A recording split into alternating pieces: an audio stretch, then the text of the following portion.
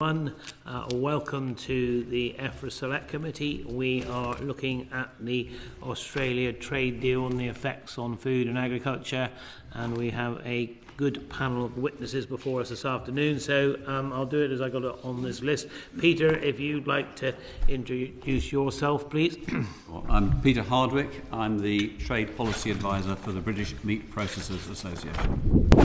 Thank you, Peter. Neil? Thank you, Mr. Chairman. Neil Shine, Chief Executive Officer of the National Beef Association. Nice to have you here. Phil, please.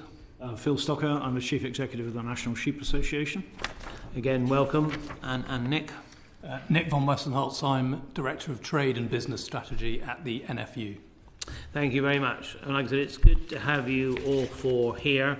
And so my first question to you is, what are your principal concerns regarding the free trade agreement impacts on the UK agricultural sector in particular? So, Nick, I think I'm gonna throw you into the hot seat straight away, and then please join in, but don't necessarily repeat everything Nick has said. All right, so over to you, Nick.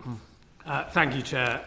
Yes, I think it's common knowledge that we've expressed concerns over the FTA in regard to the impacts of agriculture in the UK.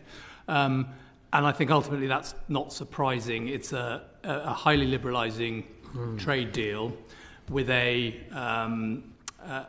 very effective exporter of agricultural products, a net exporter, country with huge capacity to produce agricultural products and a comparatively small population. So just by the sort of basic laws of economics, that is likely to favour Australian agricultural producers over the UK.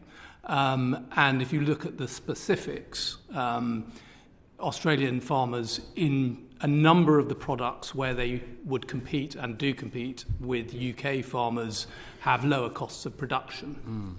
And so when we eliminate tariffs, as this deal does, admittedly over a period of years, that then takes away much of the potential cost barrier for them to outcompete producers in the UK, and that's what we might expect to happen. I say might because, of course, none of us know exactly what the future will look like, what the Australian exporters will do over the next 10, 15, 20 years. But this deal does give them the opportunity to significantly increase volumes of exports into the UK. Do you think they have that sort of volume of export to actually penetrate our market? You know, I know we're worried about it, but to what extent is the sort of the Far East and China market absorbing a lot of their production? Well, at the moment, it is absorbing a lot of their production, although that already is under threat because of geopolitical issues and particularly diplomatic relations between Australia and China, for example. And I think Australian wine and beef exports have suffered in recent months because of that. But the potential is there, and that's always been our concern, is what safeguards are there for UK producers if, in the sort of worst-case scenario, where those volumes are significant. And I'm sure other witnesses will talk about the fact that actually you don't necessarily need large volumes to have quite a significant negative impact on the UK, particularly if we're looking at, for example, high-value cuts of beef. That can be relatively small volumes of imports into the UK, which could have quite a significant impact. And legs of lamb, Phil. So over to you on legs of lamb. All right. Well, thank you very much, Chair. And I'm not going to focus entirely on legs of lamb, but I would say that we see no real benefit in this trade deal to British producers. And I think if you look at the impact assessment, where it is clear that there is overall, I think, a 2.3 billion benefit to our economy over a 15-year period of time. The impact assessment also suggests that there's going to be a negative impact on agriculture and food of £94 million. And within that, with Australia being one of the two largest sheep producing nations in the world and one of the two largest exporters of sheep meat around the world as well, I think that we see that it's our sheep sector that is put at risk. And I think if you look at the current supply and demand dynamics around the world, you'd say that probably those markets in the Middle East are adequate at the moment for people to have a fair share, if you like, and for us not to come under particular pressure. But I think it just puts us at a level of risk if there is any volatility or turbulence in global markets. That's our real concern. We know that, as Nick has said, we know that their standards are really very different to British sheep producing standards. We know that their cost of production is very, very different. AHDB actually assessed that Australia's cost of production is about $240 per 100 kilograms, whereas ours is around $400 per 100 kilograms. And a lot of those that reduction or that lower cost of production is brought about because of a difference in standards. And it's that unlevel playing field that we're most concerned about. We're going to sort of deal a little bit in a minute with a question on sort of standards and the cost of production, but I think you raised some interesting points there that we need to be very much aware of. Shall I bring in Neil now? Neil and then Peter. Oh yeah. Thank you, Chair. I think our biggest fear is the precedent that this is initially set and what may come after this in further deals. I think we have to be honest and realistic as a country. We need to trade. Yeah. And we will talk about standards because we'd obviously like to trade on a level playing field. And I think one of the big kicks is that we feel that perhaps there was a fallback on commitments to keep our equivalent standards and within FTAs. And that's our biggest concern. Previous witnesses have covered the other main points, and if we are going to talk about standards, we've quite a lot to say on the discrepancies between standards. Peter, as I bring you in, there is this government assessment that the sector might shrink by 94 million. Also, there is an acquired wisdom that perhaps some of the beef in particular that comes from Australia may sort of more affect the beef that's imported from the Republic of Ireland. I mean, would you go along with that idea or what? I wouldn't, but perhaps it might just be useful to contextualise the comments that Nick made earlier about the relative risk here. Because what's disappointing about the way this negotiation was done is it failed to take into account the detail. And we have a deal here which is based on a broad brush definition of beef as beef or sheep meat as sheep meat without any nuancing at all. And perhaps just to illustrate this, if you take a 20-foot container of beef and it was bone-in hindquarters and forequarters, it takes about 50 animals to fill that container. If you fill that container with strip loins, it takes over 1,000 animals to fill that container. So in very broad terms, if let's say you were to take 7,000 tonnes, way below the first year's quota, you're looking at, if it's bone-in beef quarters, around 20,000 animals, 1% or so of our prime beef slaughterings. If it's just strip loins, it's 400,000 animals, 20% of our prime beef production. And the problem with this theory that we are going to see imports fall from Ireland as substitution is incorrect. And it's incorrect for a number of reasons. First of all, Ireland is next door, and it sends us balanced production for mince production, meat manufacturing, fresh meat, and so on and so forth. Whereas meat coming from New Zealand with expensive tariffs and so on, expensive transport costs and so on, will come in a way to pick the eyes out of the business. I think you meant Australia, didn't you? Yeah, I mean from Australia. Yeah, it'll be the same from New Zealand later, but from Australia. Yeah. It picks the eyes out of the business. And if anyone thinks this is a theory and not actually happening in practice, look what has happened in the lamb sector since we started importing. A lot of people will tell you that we import much less lamb now than we did in terms of the quota. But in 1992, when New Zealand, when the new quota started, the vast majority of the imports were carcasses. Today, 95% of the imports are cuts, and 60% of them are legs. Yeah. So if you look at the animal equivalents, as I just described it for beef, for sheep meat, the chances are we're importing as many animal equivalents today as we did in 1992, but much less volume. And that is what has happened. You see, I've very often looked in the supermarkets to see what, cuts of New Zealand lamb there are. And it's nearly always legs. I don't think I've ever find another cut there much other than that. And so I think this is very much what we've got to be aware of with the Australians. It will probably be legs again. It'll probably be steaks in particular, and of course it may not be into the retail sector, it may well be into the hospitality sector and beyond. And so I think we need to go in with this with our eyes open. So thank you, gentlemen. I think it was a really good start. So please, over to Cheryl now. Question number 2, please. Yeah, thank you, Chairman. Could I perhaps start off with Phil and move along? So what extent will the safeguard measures in the agreement mitigate any of the potential negative impacts that you've outlined in your previous answers?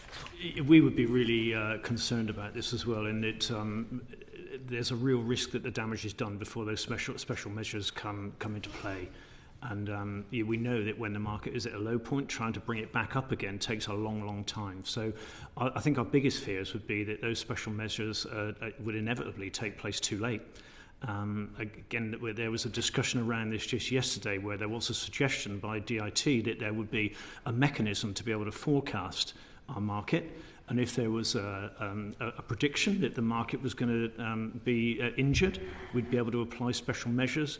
But I fail to see how that could work at the moment. And I also think that it would be subject to a challenge, and it would be a long process. And by the time any measures have been put in place, it would be too late. I'm a glasses half full person, so before I move along the line, what would you want to see in there then? How would you see an improvement? Yeah. So the main thing for us, I think, is this level playing field in terms of standards, and we were really promised. We're coming to standards, Chairman, later on. Okay. So given that we're accepting that we're not trading on a level playing field, I think those special measures that would come in, it's difficult to know how to tackle that. Really, I mean, I guess. To have a process of compensation for the industry would be a good thing, so that it's really clear to the industry that if there was to be injury, there would be a compensation package, because I just can't see that those special measures are going to come in time to prevent prices falling. Thank you. Nick, could I ask you the same 2 questions, please? Yeah, so I think the easiest way the way that I understand the safeguards, or the small s in the deal, are you've got 3 basic measures. You've got the TRQs to begin with, the quotas, which expand over time and then disappear on beef and sheep over 10 years, for example. So they obviously limit the volumes which are tariff-free, but they're pretty big straight up. I mean, if you look at beef, having heard what Peter just said, the first year is 35,000 tonnes. So the effectiveness of that is maybe limited, but clearly it does have a role as a safeguard because it puts a limit on volumes over a period of time, and that applies also to other goods like sugar and cereals and dairy. Then you have bilateral safeguards on beef and sheep, which come into effect from years 11 to 15 on those products, and they operate in a similar way to the quotas. And after 15 years, they disappear as well. Those are sort of what Phil was talking about, introduced if harm is being shown to a certain sector from the volumes coming in. And that's potentially quite difficult to show and to prove. So I think, again, there's a question mark about how easy it's going to be to use those safeguards.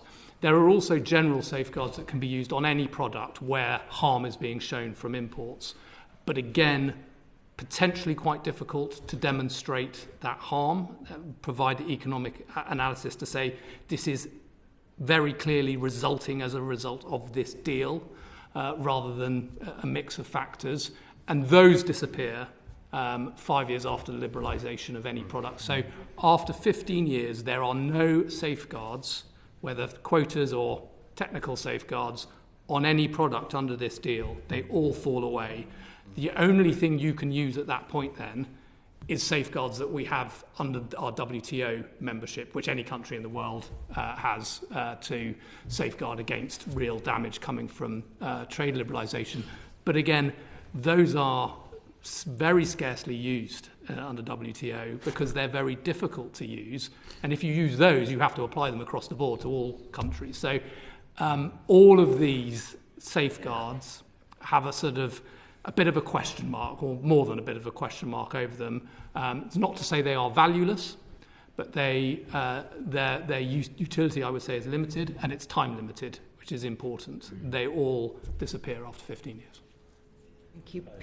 Neil, do you have anything to add before I move to Peter? Yeah, possibly slightly different, and I think it's been previous two witnesses have covered it very well. I'd like to talk about the 200-day stall on imports. If as they say, if a certain sector is suffering serious injury, in our industry, beef production is a long-term project. Animals mated this spring will produce beef to be eaten in 2025, 2026. 200-day stall does nothing to help that. And the second question you asked, is there no way we can do some trialling before and see what why don't we fix farm gate prices at a certain level and say that's the level of injury? If it goes below that, we stop. We could do that now. We don't need to wait. Yes, it's how much we want to control prices, I suspect. Yes. But yeah, it's a very good point you make. But I'm not sure we can sell that one to the government, but we'll try. Peter? Finally, Peter, I'm sorry if everything's been said before you. It hasn't, don't worry. I'm going to be a little bit more blunt, actually, and tell you that I think the product-specific safeguards are useless. They're completely useless because of the absolute volumes. They kick in when the tonnage reaches 110,000 tonnes in year 10. And as I've just explained, they don't need to get anywhere near that threshold to cause harm because the cuts will come in as high-value boneless cuts, tackling a particular part of the market. And it's going to be very difficult to argue, unless something is done, and I'm answering the second part of the question here, in a way, about nuancing this trade deal. It hasn't been nuanced on the beef side, and it hasn't been nuanced on the sheep meat side.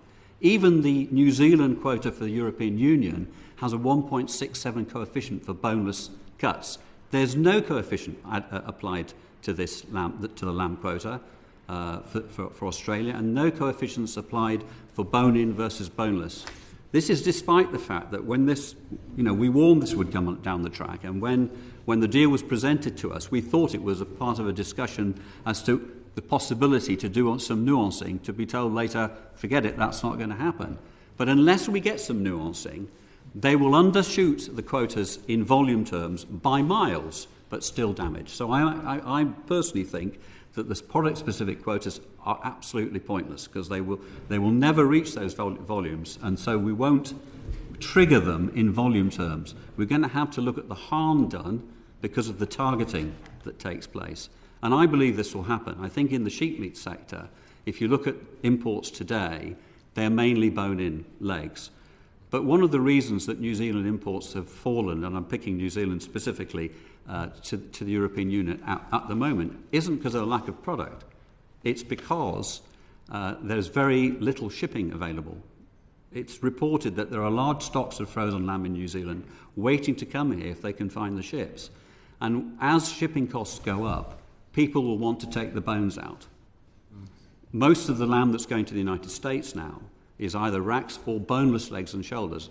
So from a sheep meat point of view, that's what will happen. Look at what's happening in the market today. People don't want to buy bone-in meat. And we haven't even protected ourselves against that in this deal. It's very disappointing. Nick, very quickly. Just very quickly to illustrate Peter's point.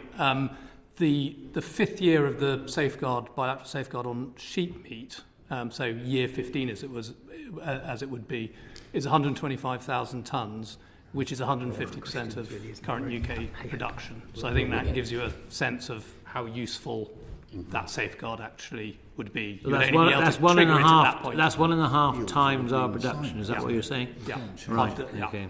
Yeah. Very big figure. Thank you very much, Chairman. The only thing thank you, Cheryl. The only thing I would say to Peter is that while I can share some of your pessimism, I can also say to you that while there's been there is a shipping crisis at the moment, but we haven't been inundated in the last few years by New Zealand lamb, have we? So I mean, I'm trying to find a little light at the end of this particular tunnel. So are you absolutely convinced that all of this is going to sort of suddenly come?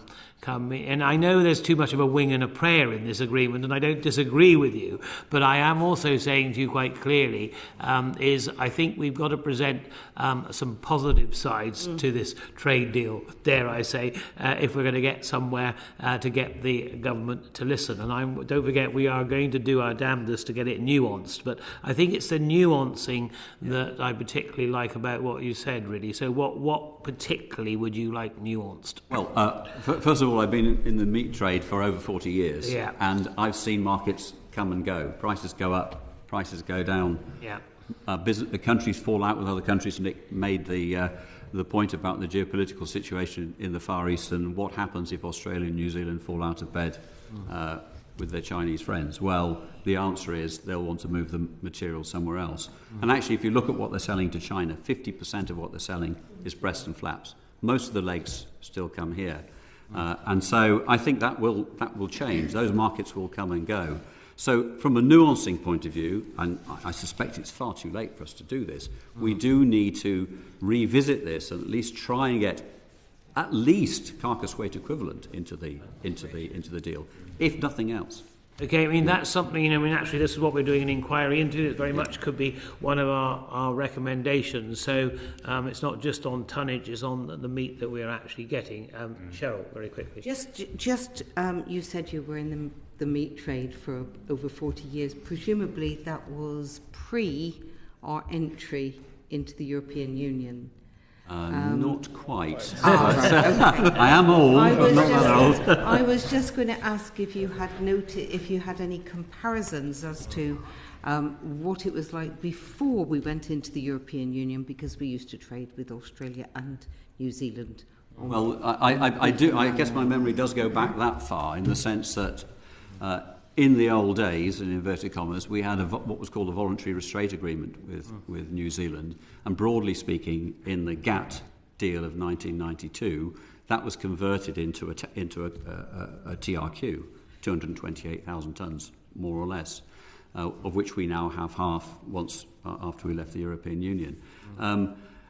The thing is, the trade has changed dramatically over that time. In those days, it was all bone-in, all of it. And it was a very basic trade. It's become much more nuanced now, because even New Zealand wasn't selling to anyone else. Effectively, they were shipping to us. Now they're shipping all over the world. Exactly. And what they're able to do is to cherry pick. So they will send the bits that they want to send to China or any other market, and they'll send the bits they want to send to us. That wasn't the case before. We used to get whole carcasses. I used to import New Zealand lamb carcasses in the 1990s, so we used to bring in carcasses, and that's how it was. So you're guilty of bringing all the New Zealand lamb in, then, right? Absolutely. But no, we won't hold you entirely responsible for that, Peter. So right, thank you, Cheryl. Over to Neil. Thank you, Chair, and thank you to our witnesses for being before us today. I admire the Chair trying to find some light at the end of this particular Australian tunnel. I have to confess that I am struggling to find that light at the end of this tunnel. I've put on record in the Chamber a couple of weeks ago. Unfortunately, I see this Australian trade deal as being as one-sided as the recent Cricket Ashes series, and that's the men's series, and actually, sadly, in the last day or so, the women's series as well. It is unfortunately weighted in favour of the Australians. So I just wanted to see if we could see. We've started. I think we've covered some of this in the initial line of questioning. I'm going to start on beef, and my colleague Geraint's going to continue on that, and then go into the sheep sector. But maybe if I could start with Neil. Does the immediate availability of a significant tariff-free quota present an imminent threat to the UK beef sector? I can only answer that honestly and say imminently, probably not, because the demand for locally produced beef at the moment is very high. And I think we have to be honest and say that the pandemic, the last 2 years have not been normal years. No. And so where the actual market is, we probably won't know until sometime into next year. I wouldn't think there's an immediate massive tonnage of beef available in Australia to come here. So the only way I can answer that is honestly and say not immediately, no. But perhaps in the medium term? Well, the medium to long term, if we look at the potential tonnage they're talking about, end of year 15 could be 170,000 tonnes. That's 50% of what we import. That's a massive amount of beef. And that has to have an impact on local producers. Okay. If I can follow that up then, I mean, the AHDB's modelling suggests that the trade deal will result in no significant change in UK production and prices for beef. Do you accept their analysis? No, sorry. Why not? For a number of reasons. I think we've went through the report, and it is a very comprehensive report, but it perhaps misses out some of the key influences that have just happened in the last 6 months. Right. So the fertiliser price increases, 200, maybe 300% in some cases. So I think their cost-based analysis on real-time production is probably inaccurate. If we look at our production and let's say our income, farm gate income from beef, throughout 2019 was the worst year for beef producers there's been for many, many a year. As we turned into 20, the pandemic hit. There was an initial shock, but if we're honest, the industry has come through that quite well, and a reasonable return to producers and back into covering the cost of production, because 2019 was well below the cost of production. But the recent increases, fertiliser going from, let's say, £260 to 600 and something pounds per tonne, that's a massive impact on any beef producing unit. But as an example, a farm with 120 cows, it puts about £110 per cow cost onto the fertiliser bill for this year. And that basically wipes the margin out again. And we're back to producing below the cost of production. Thank you, that's very helpful. I mean, if I can maybe flip over to Nick now, I think a lot of, when we're thinking about this deal and we're thinking about risks and possible benefits, there's a lot of sort of crystal ball forecasting that we just don't know about. But Nick, if I can follow up on some of your comments, and I've been concerned about this currently. Yes, the Australian meat market is directed at Southeast Asia, but as you've quite rightly said, geopolitical events could actually mean that could pivot towards Europe and potentially the UK. Do you think that then potentially changes the whole dynamic of the whole arrangement as we've signed it? Well, it could do, and I think the AHDB report makes that point as well, actually. It uses its modelling. It's essentially a steady state theory. As things stand, it suggests that the Australians will continue to service those Far East markets, and that's a fair enough assumption, I think. But it does point out that things could change, and if things could change, then the UK will become a very attractive alternative market for Australia. I mean, the way I've often see this is, it's a bit like a bank manager agreeing a mortgage with a customer. If your customer says, I want a £25,000 mortgage or a loan, and you as the bank manager conclude that that's affordable and you could lend it, you don't then go and give them a 25 million loan. You give them what they need and you give them up to that point. So it seems to me quite extraordinary that the UK government, and both the UK government and the Australian government have made the claim that they're not going to meet these sorts of volumes. In which case, I just think you ask the question, well, why did you agree it in the deal? Because in a best case scenario where actually increased volumes, and this is a best case scenario from our perspective, volumes increase moderately or modestly, then fine. That happens. We experience more competition on the UK market, but it's hopefully manageable, and hopefully it has a positive impact to the competitiveness of UK farmers. But in a worst case scenario, where those volumes of imports reach levels which are damaging, we don't have anything in the armoury to tackle that. And that's the concern we have about what's been agreed here. Not that there's been trade liberalisation, not that there's been a trade deal struck, but that we've failed to secure just those safeguards in a worst-case scenario. If I can push you on that point, because that's come across loud and clear from all of you about the worries about these safeguard mechanisms are not safe enough for us. In your role on the TAC, Nick, I mean, is there any way that these safeguards could be sharpened and actually develop sharper teeth so that if the worst case scenarios happen, that supply of meat coming in could be turned down? Because I think that's what the UK farming sector is calling for, is to say, look, we're going into uncharted territory. When we see this product coming in, if it goes up to certain levels, and you're right, the quota levels at the moment are huge, but if these sensitive sectors are going to get damaged, what can the TAC do, what can Parliament do to sharpen the safeguard mechanisms to protect our sectors? The TAC won't be covering those sorts of issues because the TAC is very much focused on standards and the impact on standards and regulations that may or may not arise out of this deal. I think Peter touched on it. I think that the options for renewing or for amending or reviewing this deal, I think, are incredibly limited. Of course, to answer your question, it is available to Parliament to reject this trade deal. And if it were to do that, it may be possible for the UK government to ask Australian negotiators to come back to the table and look at these sorts of things. And that would be the only way it's done, because the deal has been signed. The way these safeguards exist and the way they operate are in black and white in the final text of this deal. Could we get stronger safeguards in the CRAG process, in that 21-day process? No. It's now an international agreement between Australia and UK, and it's black and white. So it lays without taking the fairly nuclear option of actually refusing to ratify the deal, I would have. Okay, thank you, that's helpful. Thank you. Very much. Thank you very much. Right then, Geraint, question 4, please, Geraint. Yeah, can I turn to you first, Peter? You've already suggested that the movement to weight only, instead of weight only having specified cuts, leaves us sort of wide open. I mean, how much damage in practice do you think this could do to the food processing and food service sector in terms of the supply of British versus Australian meat? It's a tricky question because if you're a processor in absolute isolation, many of them will tell you they make very little money out of slaughtering. They make most of their money out of converting the meat into cut meat or meat products and so on.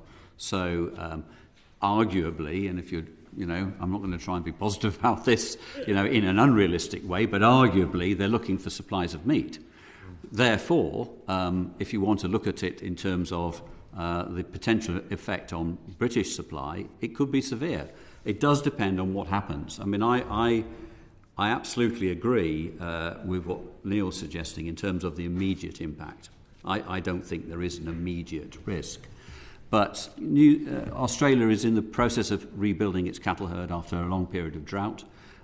It is seeking to fulfil these quotas. We have close contact with our Australian counterparts in Meat and Livestock Australia, who I have to say were as surprised at how much quota they got as we were. And they, at that level, certainly want to try to fill it. So if they, at some point, when they've got enough cattle and enough beef production and perhaps see a slight dip in prices in China where they're recovering from African swine fever and therefore pork supplies are low. And as we know, that is now changing, which is one of the reasons there's a problem in the pork sector in the UK, amongst other things. We could see that beef starting to come our way. So when that happens, if you're a processor, you have a choice, don't you? You can choose to source your beef in the UK, or you can choose to source it from imported meat. And that is a threat, an existential threat to the British beef producer, if you wish, or sheep meat producer, most certainly.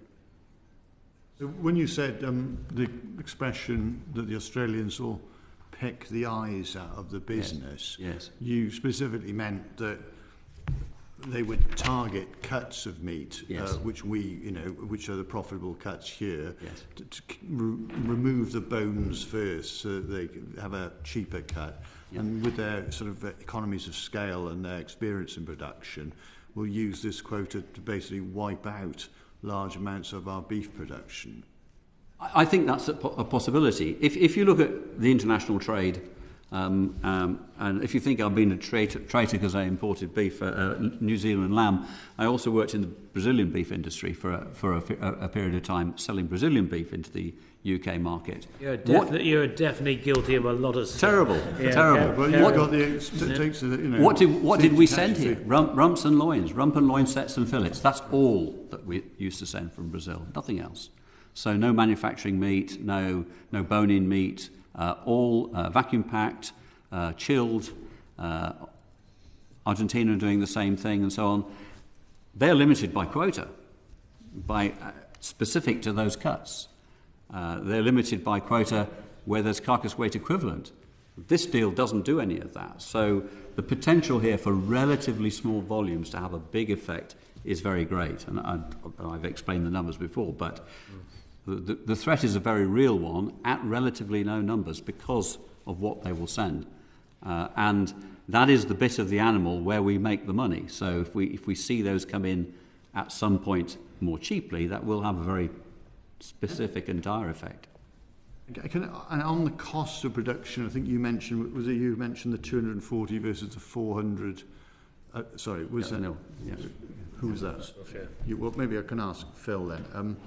Given that the cost of production, then I know you do the sheep as well as the beef, but I presume this is the same for the beef and the sheep, that the cost of production is significantly lower in Australia, even if over time people started wanting to put some carbon pricing, as it were, on exports, we'd still have a much lower price coming in to undercut British production. Is that right? Yeah, our costs of production are much higher than Australia's. As I said, Australia is running around about $260 US dollars per 100 kilograms, whereas ours is $400 US dollars per 100 kilograms. But if you look at the price on the world market at the moment, that still is lower than the UK farm gate price. So even now, you could make an argument that they could undercut our market if they wanted to. And in terms of, are they going to impact on us immediately? Our current TRQ volumes with Australia are around about 9,500 tonnes, which is that leftover TRQ from the European Union. That's in the first year of this agreement, that rises to 25,000 tonnes. And they'll go, in theory, you could look at what's happening globally and say that we're not at risk because of the Asian market. But I believe that the Australians are going to want to make a noise about this. They're going to want to do something to celebrate this deal. And I think even in the early stages, we could see some pressure from Australia. We've worked really hard in the sheep sector, I think, all of us to try to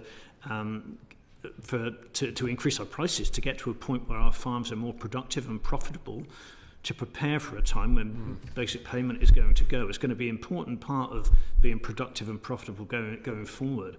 And our sheep meat market is really quite finely balanced with our exports and our imports.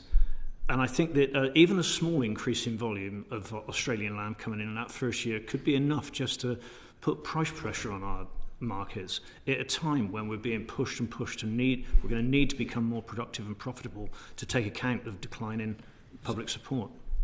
I represent a Welsh constituency, Swansea West, and in Wales, the average size of a sheep farm is 100 times smaller than the average size of a sheep farm in Australia. Absolutely. So, and given that, and given what you said about the relative costs, are you fundamentally frightened about the future of sheep farms across Britain, really? Absolutely, and I think I don't want to repeat what Peter said, but I would very much back him up on the fact that the trade in sheep meat has changed enormously over this last 30 years. It used to be all carcasses, and it used to be all frozen, and that product on our shelves in those days was a discounted product. Now they're competing with premium products of certain cuts.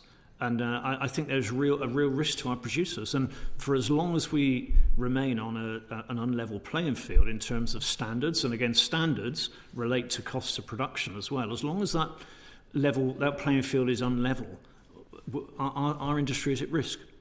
Right. And finally, we'll ask Neil to make. Have you got a quick comment to make on this? I know you're looking from the beef side, but what's your basic on the basis of this deal? How do you see the future of British beef? I think it's it's a resilient sector at the moment, but this deal has just added another level of fear to everything that we see in the horizon. You know, there's not any good news that we see with BPS being reduced and the environmental pressures. Everything is a pressure, and this is just another one, and there'll be more deals, and they will all stack, and eventually there'll be a breaking point at some time down the road for the industry if we keep getting put under so much pressure. Can I ask Nick, if it was suggested by Peter that, you know, it would be a good idea to have carcass weight equivalents to balance things up, but you suggested we were too late in the process to negotiate that. So would your advice, then, and I'm asking everyone here, to us as parliamentarians, it would be to vote against this deal with a view to going back to the drawing table. You are leading the witnesses rather, Geraint. No, I am. Yeah, I am. Yeah. I'm asking whether that would be your advice. No, I'm not going to advise parliamentarians how they want to deal with the deal. Well, can I put it another way? But you are saying to us, I think, that we can't get carcass weight equivalents in the remaining stages of whatever negotiations occurs, and the only way to get that level playing field it would be for Parliament to vote down this deal. That's true, isn't it? What I would say is not necessarily, because if you voted down this deal, you might, you know, there are going to be other implications of that. If I was confident that by voting against this deal, the two parties would go and renegotiate some of the specifics, like carcass weight equivalents, and then come back to Parliament and then ratify it, then yes, I would support that. I think actually that clearly voting down the deal is a much more nuclear option than that, and I think it's also unlikely. But the point is absolutely that there are aspects of the deal, like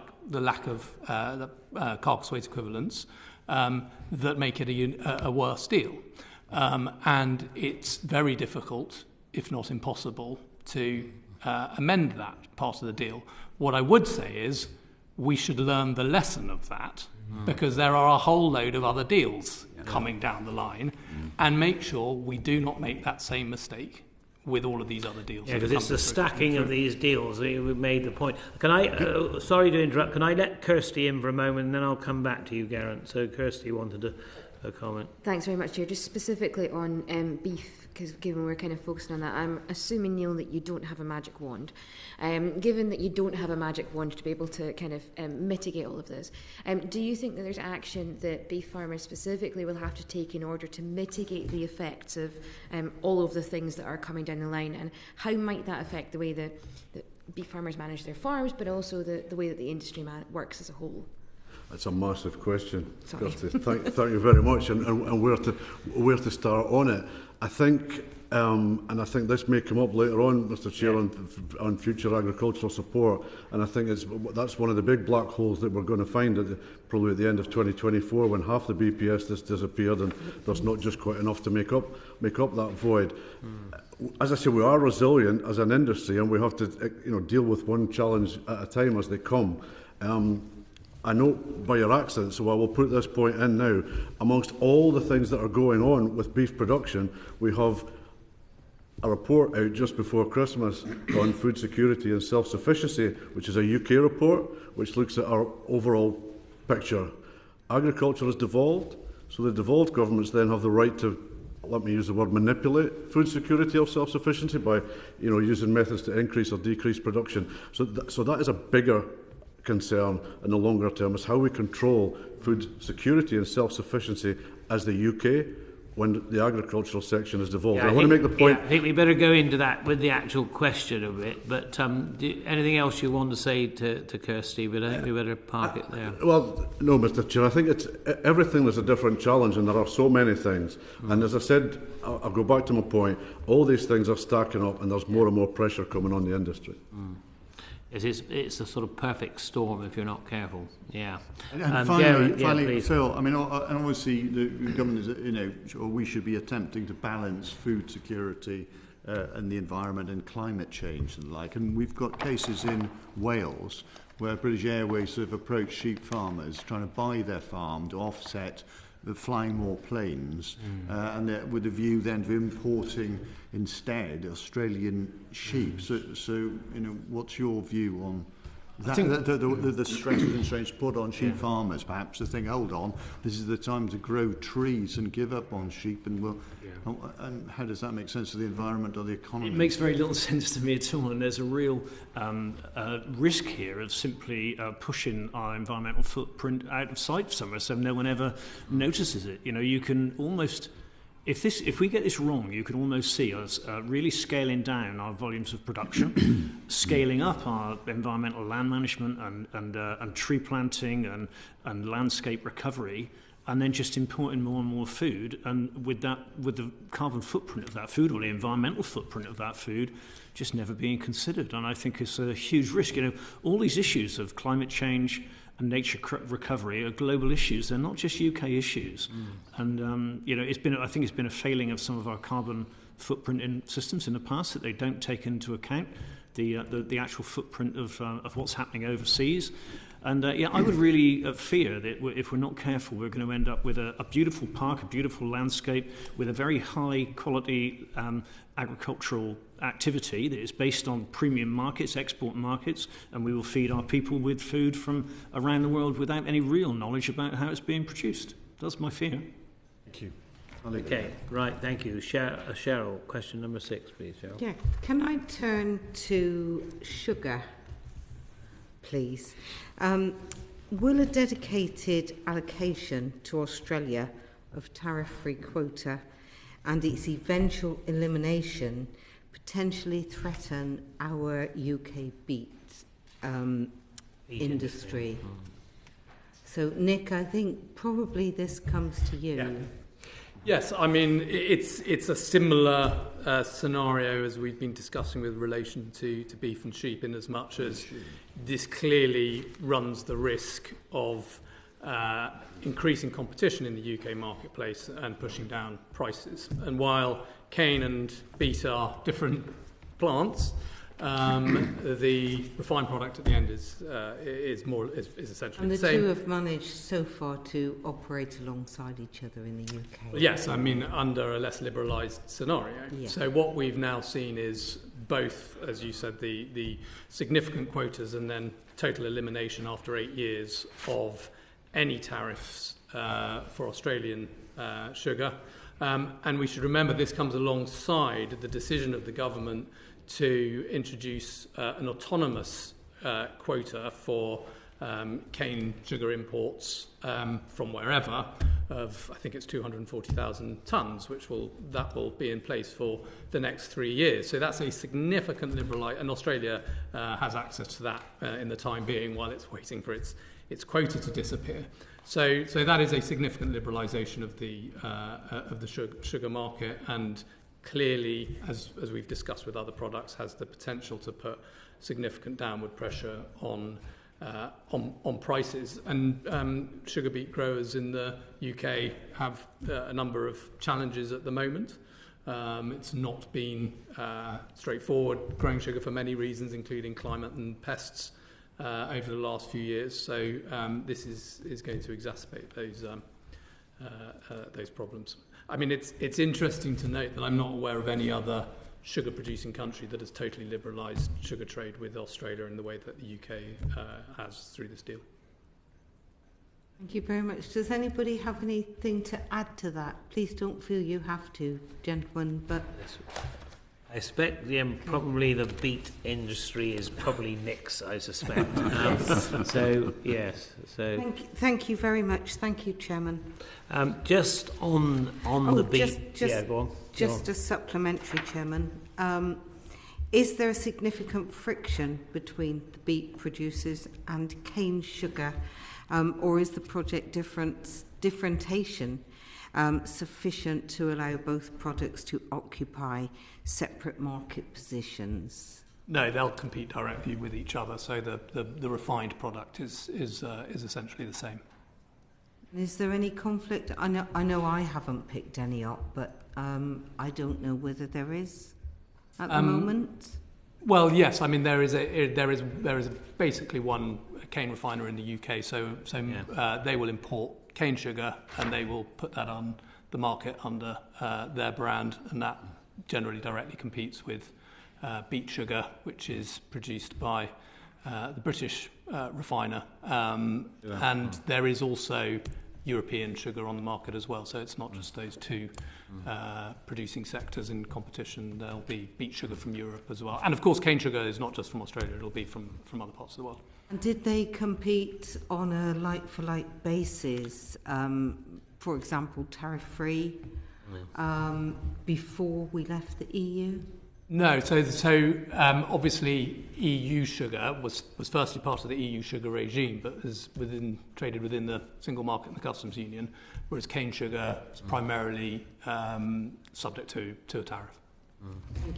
Thank you, Chairman. Yeah, I think even I would have a difficulty in sort of necessarily defending the European sugar regime, because I think it probably was the most manipulated of the market Hence why I asked the question. But I think what I want to say to you, Nick, is to what extent are we going to be able to? I mean, is there limitless supply of sort of cane sugar in Australia, and are the costs sort of very similar to the production of beet sugar here? Because I mean, I think there is an issue over competing. We want to see beet sugar in this country, especially because it's a very good alternative crop to cereals, actually maintained, especially in the eastern counties in particular. So I mean, to what extent can we compete with cane sugar, or can't we?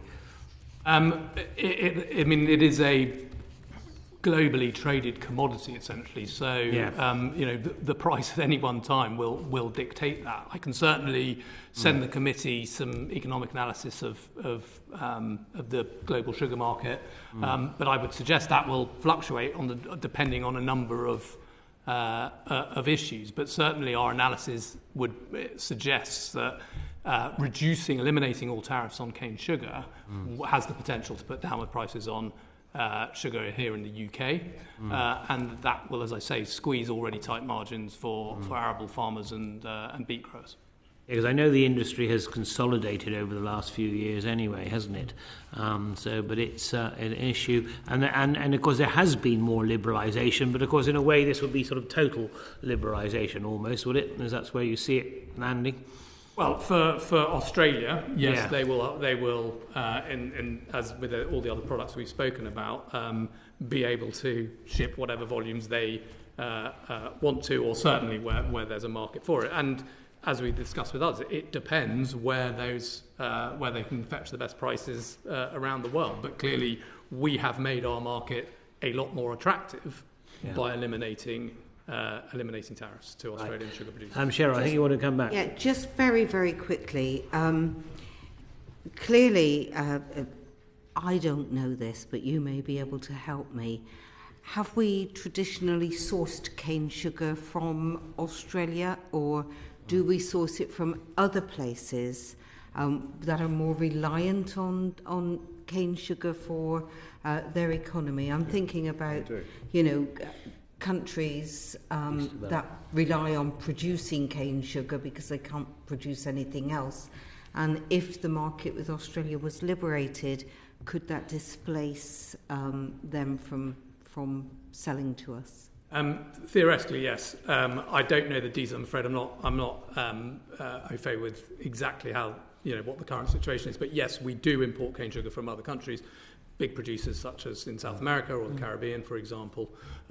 We do import small amounts of cane sugar from Australia already, but clearly if it's more cost effective to import from Australia, that could well displace other importing countries, although, as I've mentioned, there is now a general quota for all countries as well, so that may be mitigated a little bit by that.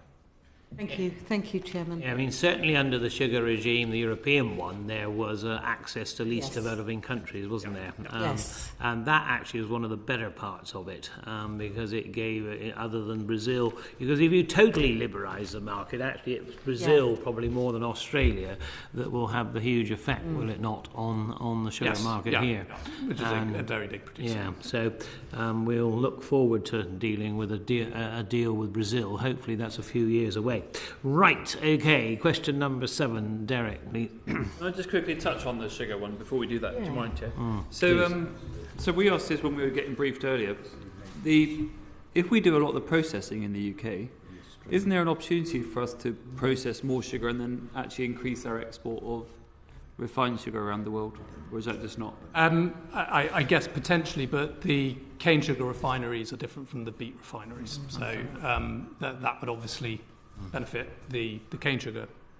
You said we don't process beet at all? Oh, no, we refine beet, yeah. So why? Sorry, I didn't understand the answer to your question then.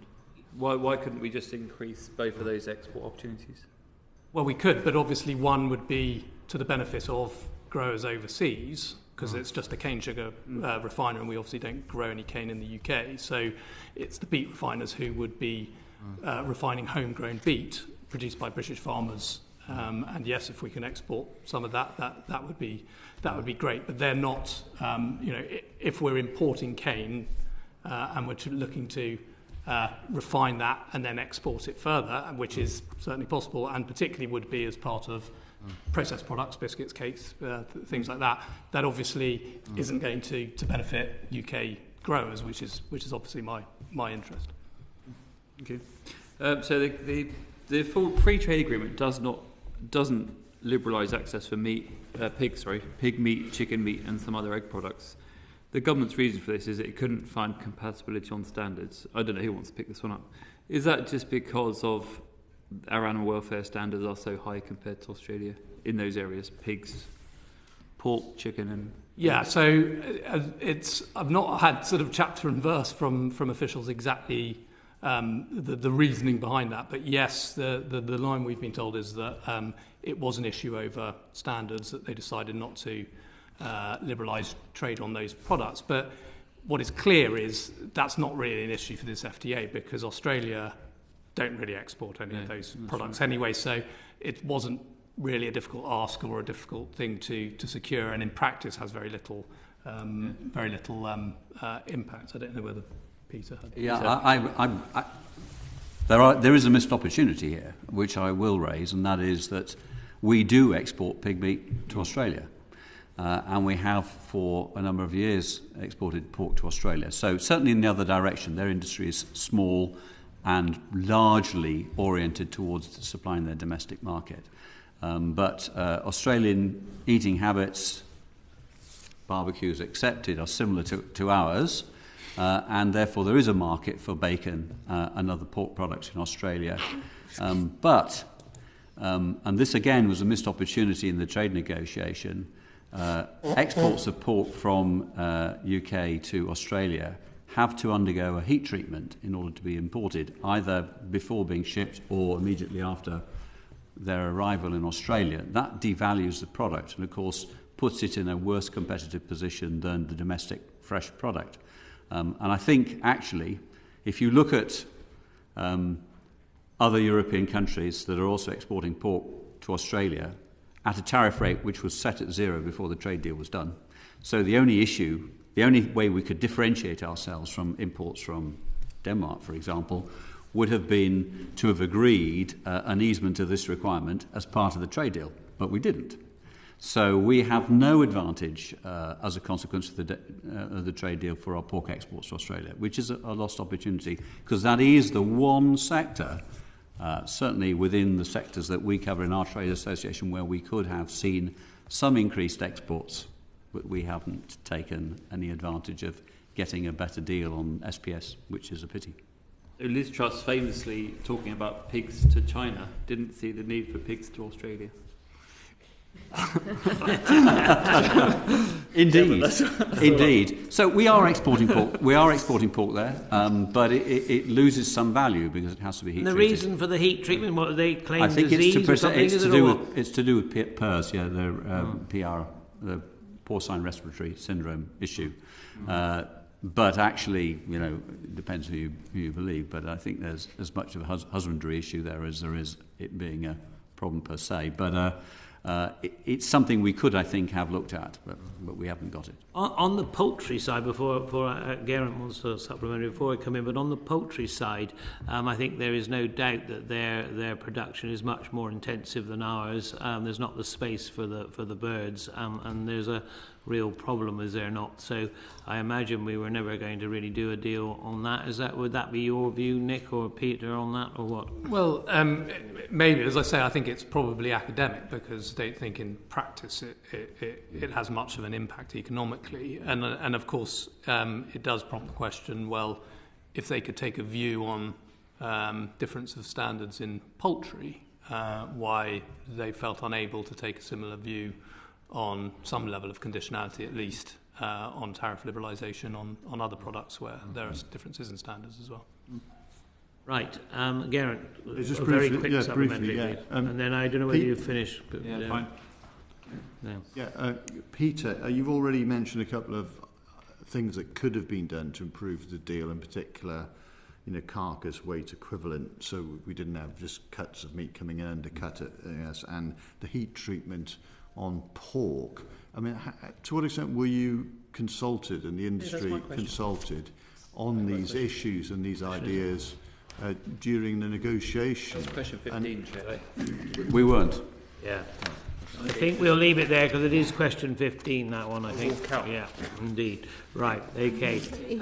There's just one part of this question I don't think we quite covered, and this is if we are arguing that if the government, one of the government's positions on the trade deal is that they've looked at pork and they've looked at chicken and concerned about some of the production methods for that, why is it then, are we then, is the government then also saying that the standards for their beef production and sheep production is entirely comparable to ours? So, Phil, I'm going to bring you in on the sheep, because there's a particular issue on sheep that you may raise, I suspect. I think this is a really interesting question, isn't it? And it probably does come back to the fact that the Australians were, or the beef and sheep side was much more important to them, really. And there are significant differences in standards between our countries. And as I said earlier, most of those standards come with an additional cost. But if I just went through a few of them, we know that the general relatively health standard in Australia is lower than the UK. Australia's got lower weaning rates than many other countries in the world. There's no system of traceability in Australia, whereas we've got a really high-tech EID electronic system of traceability within sheep. We've made much more progress on responsible antibiotic use here in the UK, and again there's very little commitment in Australia to reduce their antibiotic use, and CIAs, critically important antibiotics, are still being used as feed additives, I think probably more on the beef side than the sheep side. There's no reporting of resistance in superbugs as well as there is here in the UK. Disease controls and groundwater controls mean that they're still allowed to bury fallen stock, whereas we have to pay sometimes up to £24 for each dead animal to get it disposed of. I know it's question 9, but I think Phil's in full flow here. I wasn't going to necessarily stop him. I keep flowing, is that okay? I think perhaps we'll park it there, because it will in question 9 we'll finish it off, don't worry, but I think the point is made.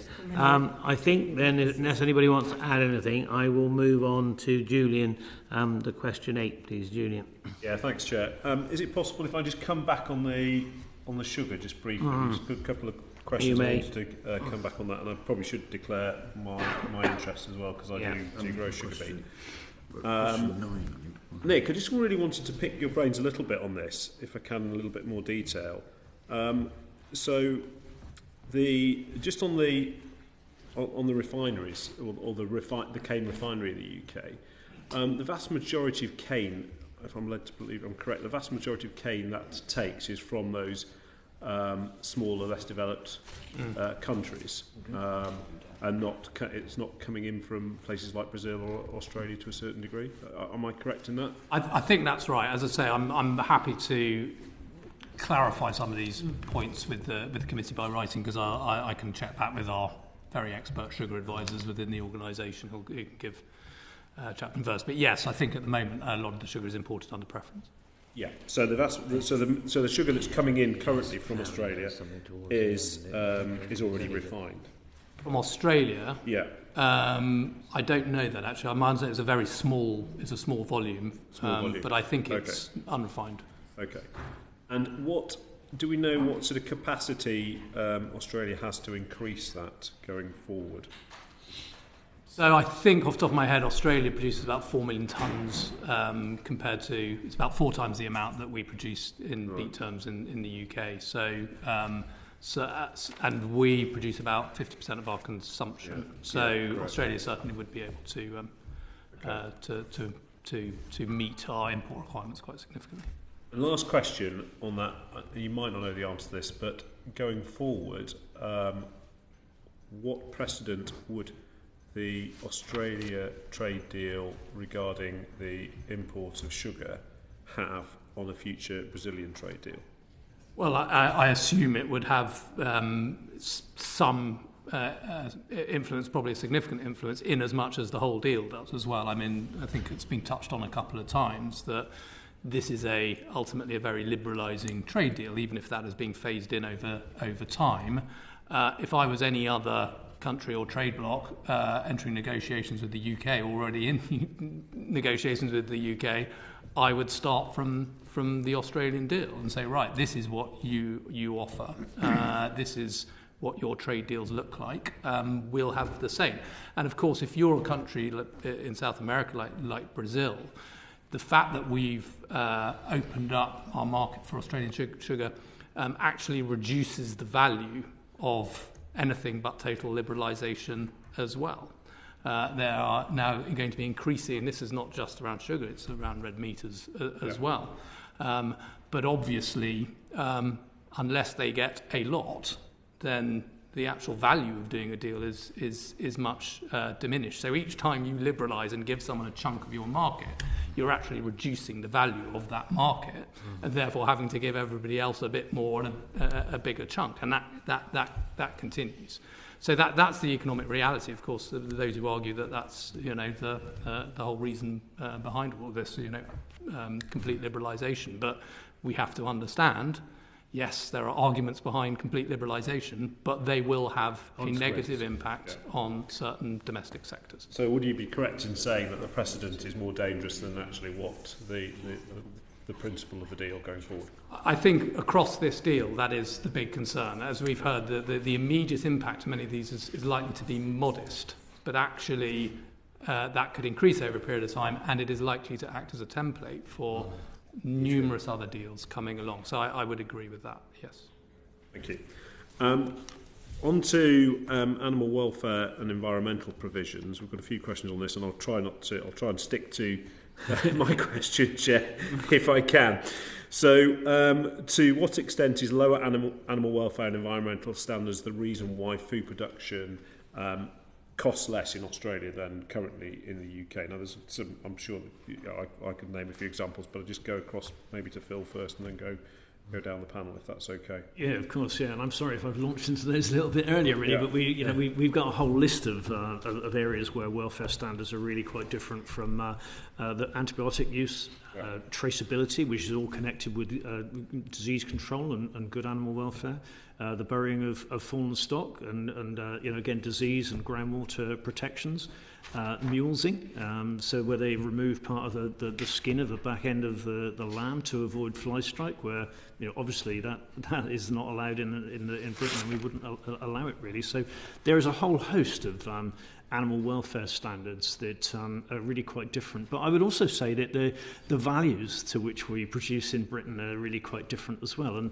our high population, I guess, in Britain means that we've got a lot of people looking over what we do. And that's what leads to the difference in scale and nature of how we manage so many small-scale farms. It's just a completely different approach, and we don't benefit from that huge economy of scale that they will do in Australia. Transport would be another one. I mean, we're just undergoing a whole consultation on journey times and welfare in transport, yet there would already be a really significant difference in terms of transport controls between the UK and Australia. And each of those things, brings a cost or an inability to take efficiency to its extreme, really, and that's really what leads to the big price differences in cost of production. Yeah, I think it is one aspect of the cost of production. So clearly, the more regulatory requirements you have, generally they will be accompanied by a cost. But I think there are three things here. There's the specific regulations around things like animal welfare and environmental protection and food safety, and they will impose an additional cost. There's the broader environment, and Phil touched on the fact that we're a crowded island, but actually things like planning, for example, make investment in plant and machinery quite expensive, or investment in new premises, etc., significantly more expensive. And actually, it makes it very difficult to do things at scale. And that is one of the big advantages in places like Australia, the fact that they can farm at scale. And in many instances, people wouldn't really notice. And here, you might remember the Nopton dairy issue, probably 10, 15 years ago now, where that planning application for, I think it was an 8,000 cow dairy to begin with, and then it got reduced to 4,000. But it was rejected on the grounds that size of operation was not acceptable for environmental reasons, for other reasons, but essentially. It had too much of an impact on the local economy and community, and was ultimately impossible to do. I mean, that is a piffling size operation in countries like Australia and indeed elsewhere, and so those sorts of limitations have an impact of cost of production, not necessarily direct cost, but indirect cost, unable to get economies of scale, and of course we're seeing issues around labour, etc., all sorts of essentially policy decisions that impose cost on UK farmers that make it more difficult to compete with countries like Australia. Of course, they also have just some natural advantages. It's sunny, it's warm, it's big. So in certain areas, they do that, and you can't ignore that. But the fact is that therefore, and I think this is important, because sometimes you hear people say, well, farmers in the UK just aren't, you're not as good as Australian farmers, and if you can't compete, well, tough. But actually, those kind of constraints will always mean that there is a bit of a gap between costs of production, and yes, some of those are related to standards. Okay. Yeah. Neil? Yeah, thank you. So, an awful lot, and we don't want to have too much repetition.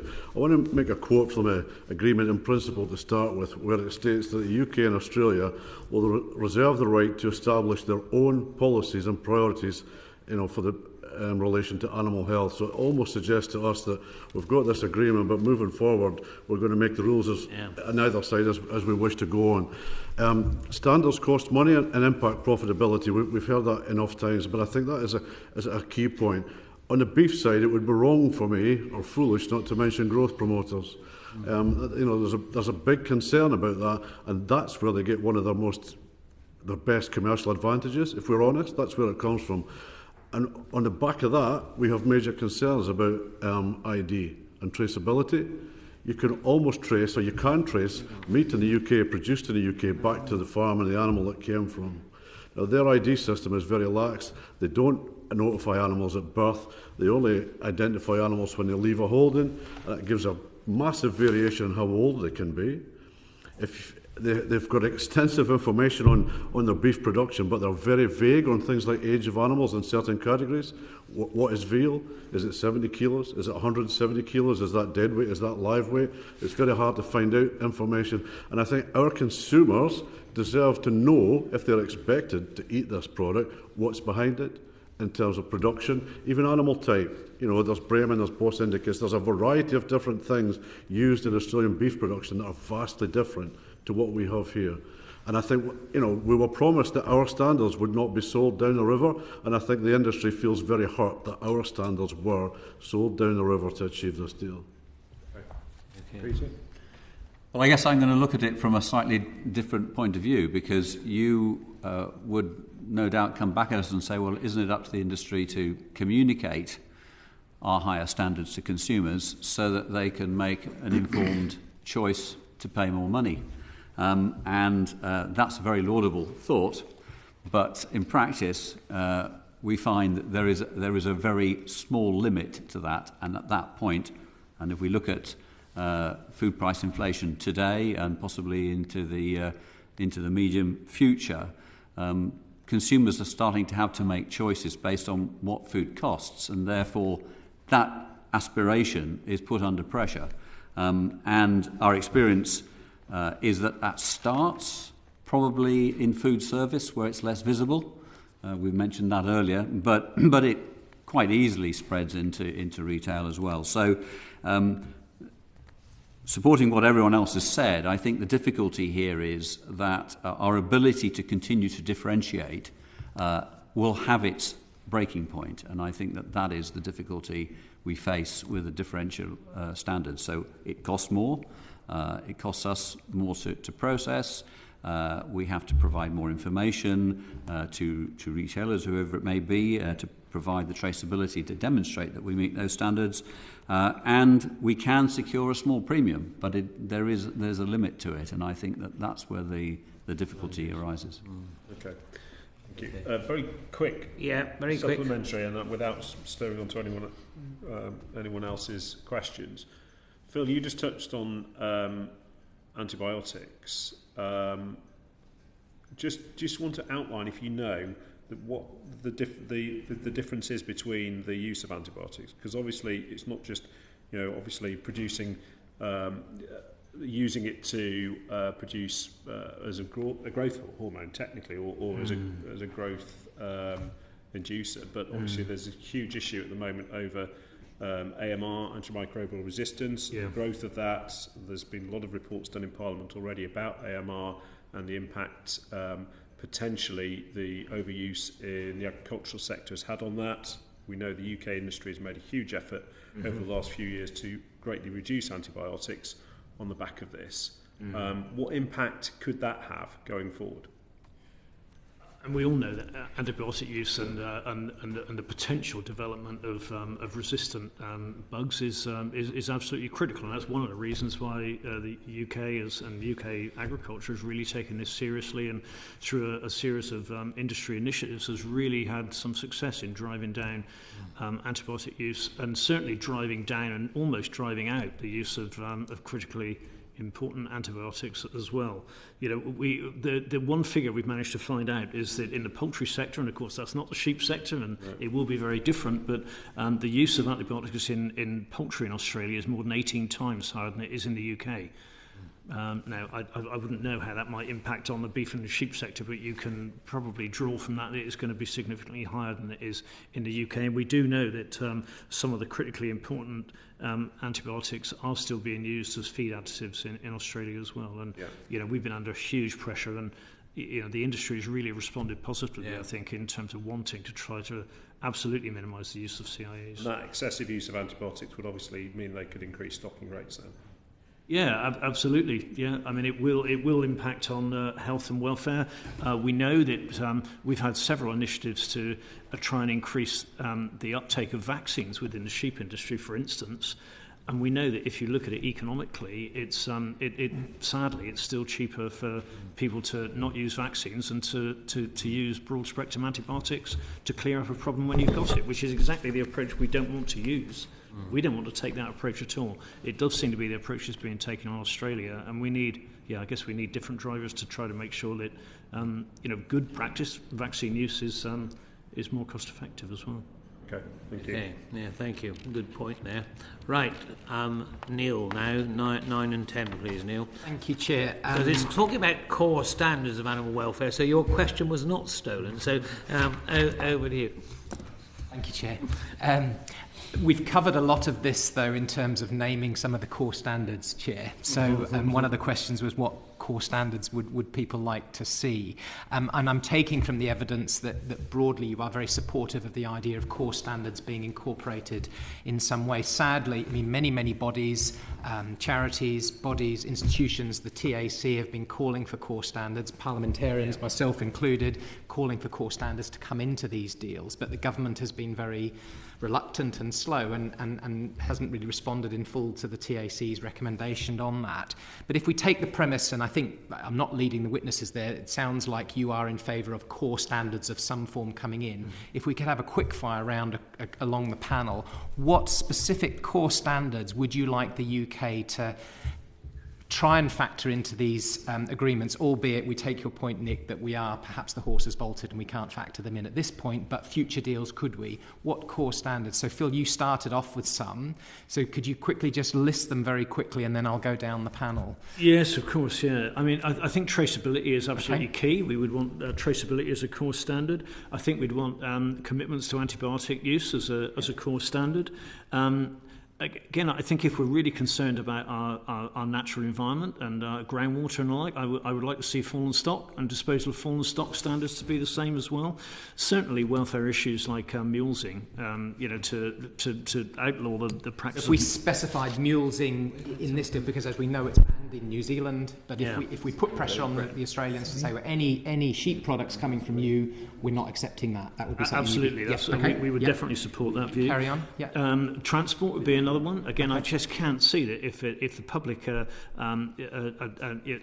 don't like long distance transports and they don't like animals being loaded and unloaded in extreme temperatures, why should that be different in Britain than it is anywhere else in the world? So we'd like to see consistency in transport standards.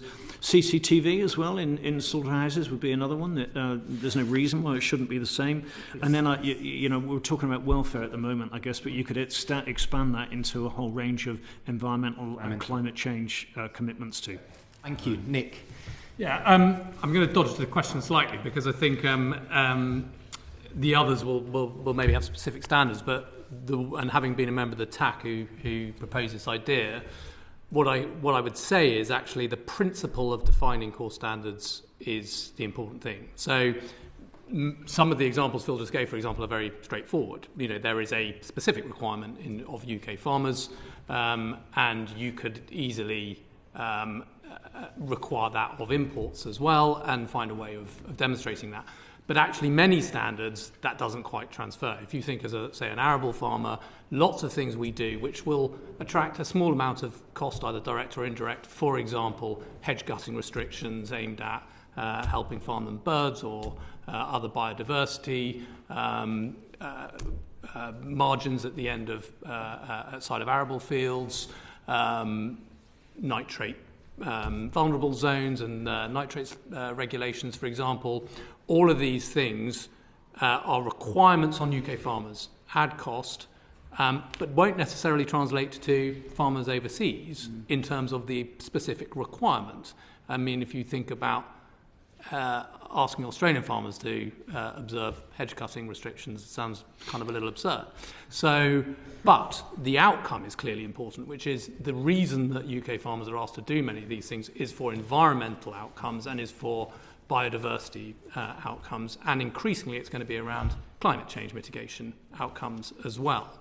So you then need to sit down and work out, well, how do you make sure that the farmers we're competing with are also being obliged to try and hit those kind of outcomes. And those will be in very different ways. So just coming up sometimes, in many instances, with a list of potential core standards isn't going to be transferable. And that's why we need a process where we sit down, you work out what the welfare and environmental standards UK farmers are required to observe are, you work out which of those are really critical and important, and then you work out how you can apply those kind of expectations on imported products as well. And that is a process. And the really the sad thing is it's a process worth doing on its own terms, whether it's in this FTA or not.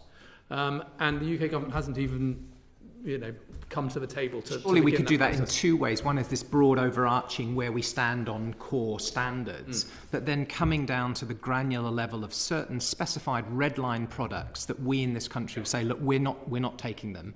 And you make the points about hormone treated beef, and that's one area that I actually, for a change, I actually do take the government at their face value. They've actually said these are illegal in this country and they will remain illegal. But where there is a grey area is in terms of use of antimicrobials. So if we could specify if the antimicrobials are not being used for clinical veterinary need and they're being used for other purposes, that side of things, if we could actually draw some red line products to say, and I'm pretty sure, having spoken to the Australians and the New Zealanders, if you specify some of these things, they'll just say, fine, we will not sell them to you. And then that, by market forces, drives up standards in those countries and is a good win for animal welfare in those countries. Anyway, I'm interrupting. If we could just keep going down the panel. Neil, if you give us the sort of the beef asks. Yeah, so I think, to be fair, Neil, I think Phil has covered a lot of this, but one point I'd like to make is, and this deal we're talking about, some of their standards go below our basic legal requirement,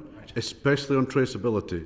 You know, and I think that you know, they can have if we have an animal here that loses all its identification, it basically goes on the skip, and they just put a new tag in, which is irrelevant to its genetic history, and I think that goes below the base of our legal requirements. So, you know, Phil, I think, has covered all the core standards for the future, but the audit and compliance has to be part of ongoing deals.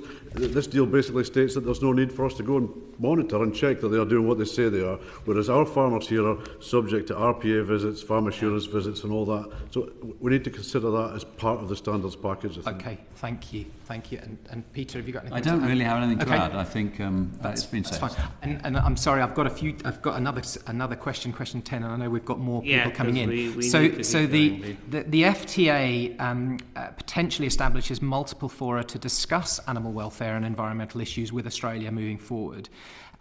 Do you think that the government, and how should they, use these mechanisms, I guess, both to advance the UK agri-food sector, but also in terms of global Britain trying to influence standards around the world? How can they use these fora moving forward to benefit both UK but also the wider good in terms of animal welfare standards and environmental standards globally?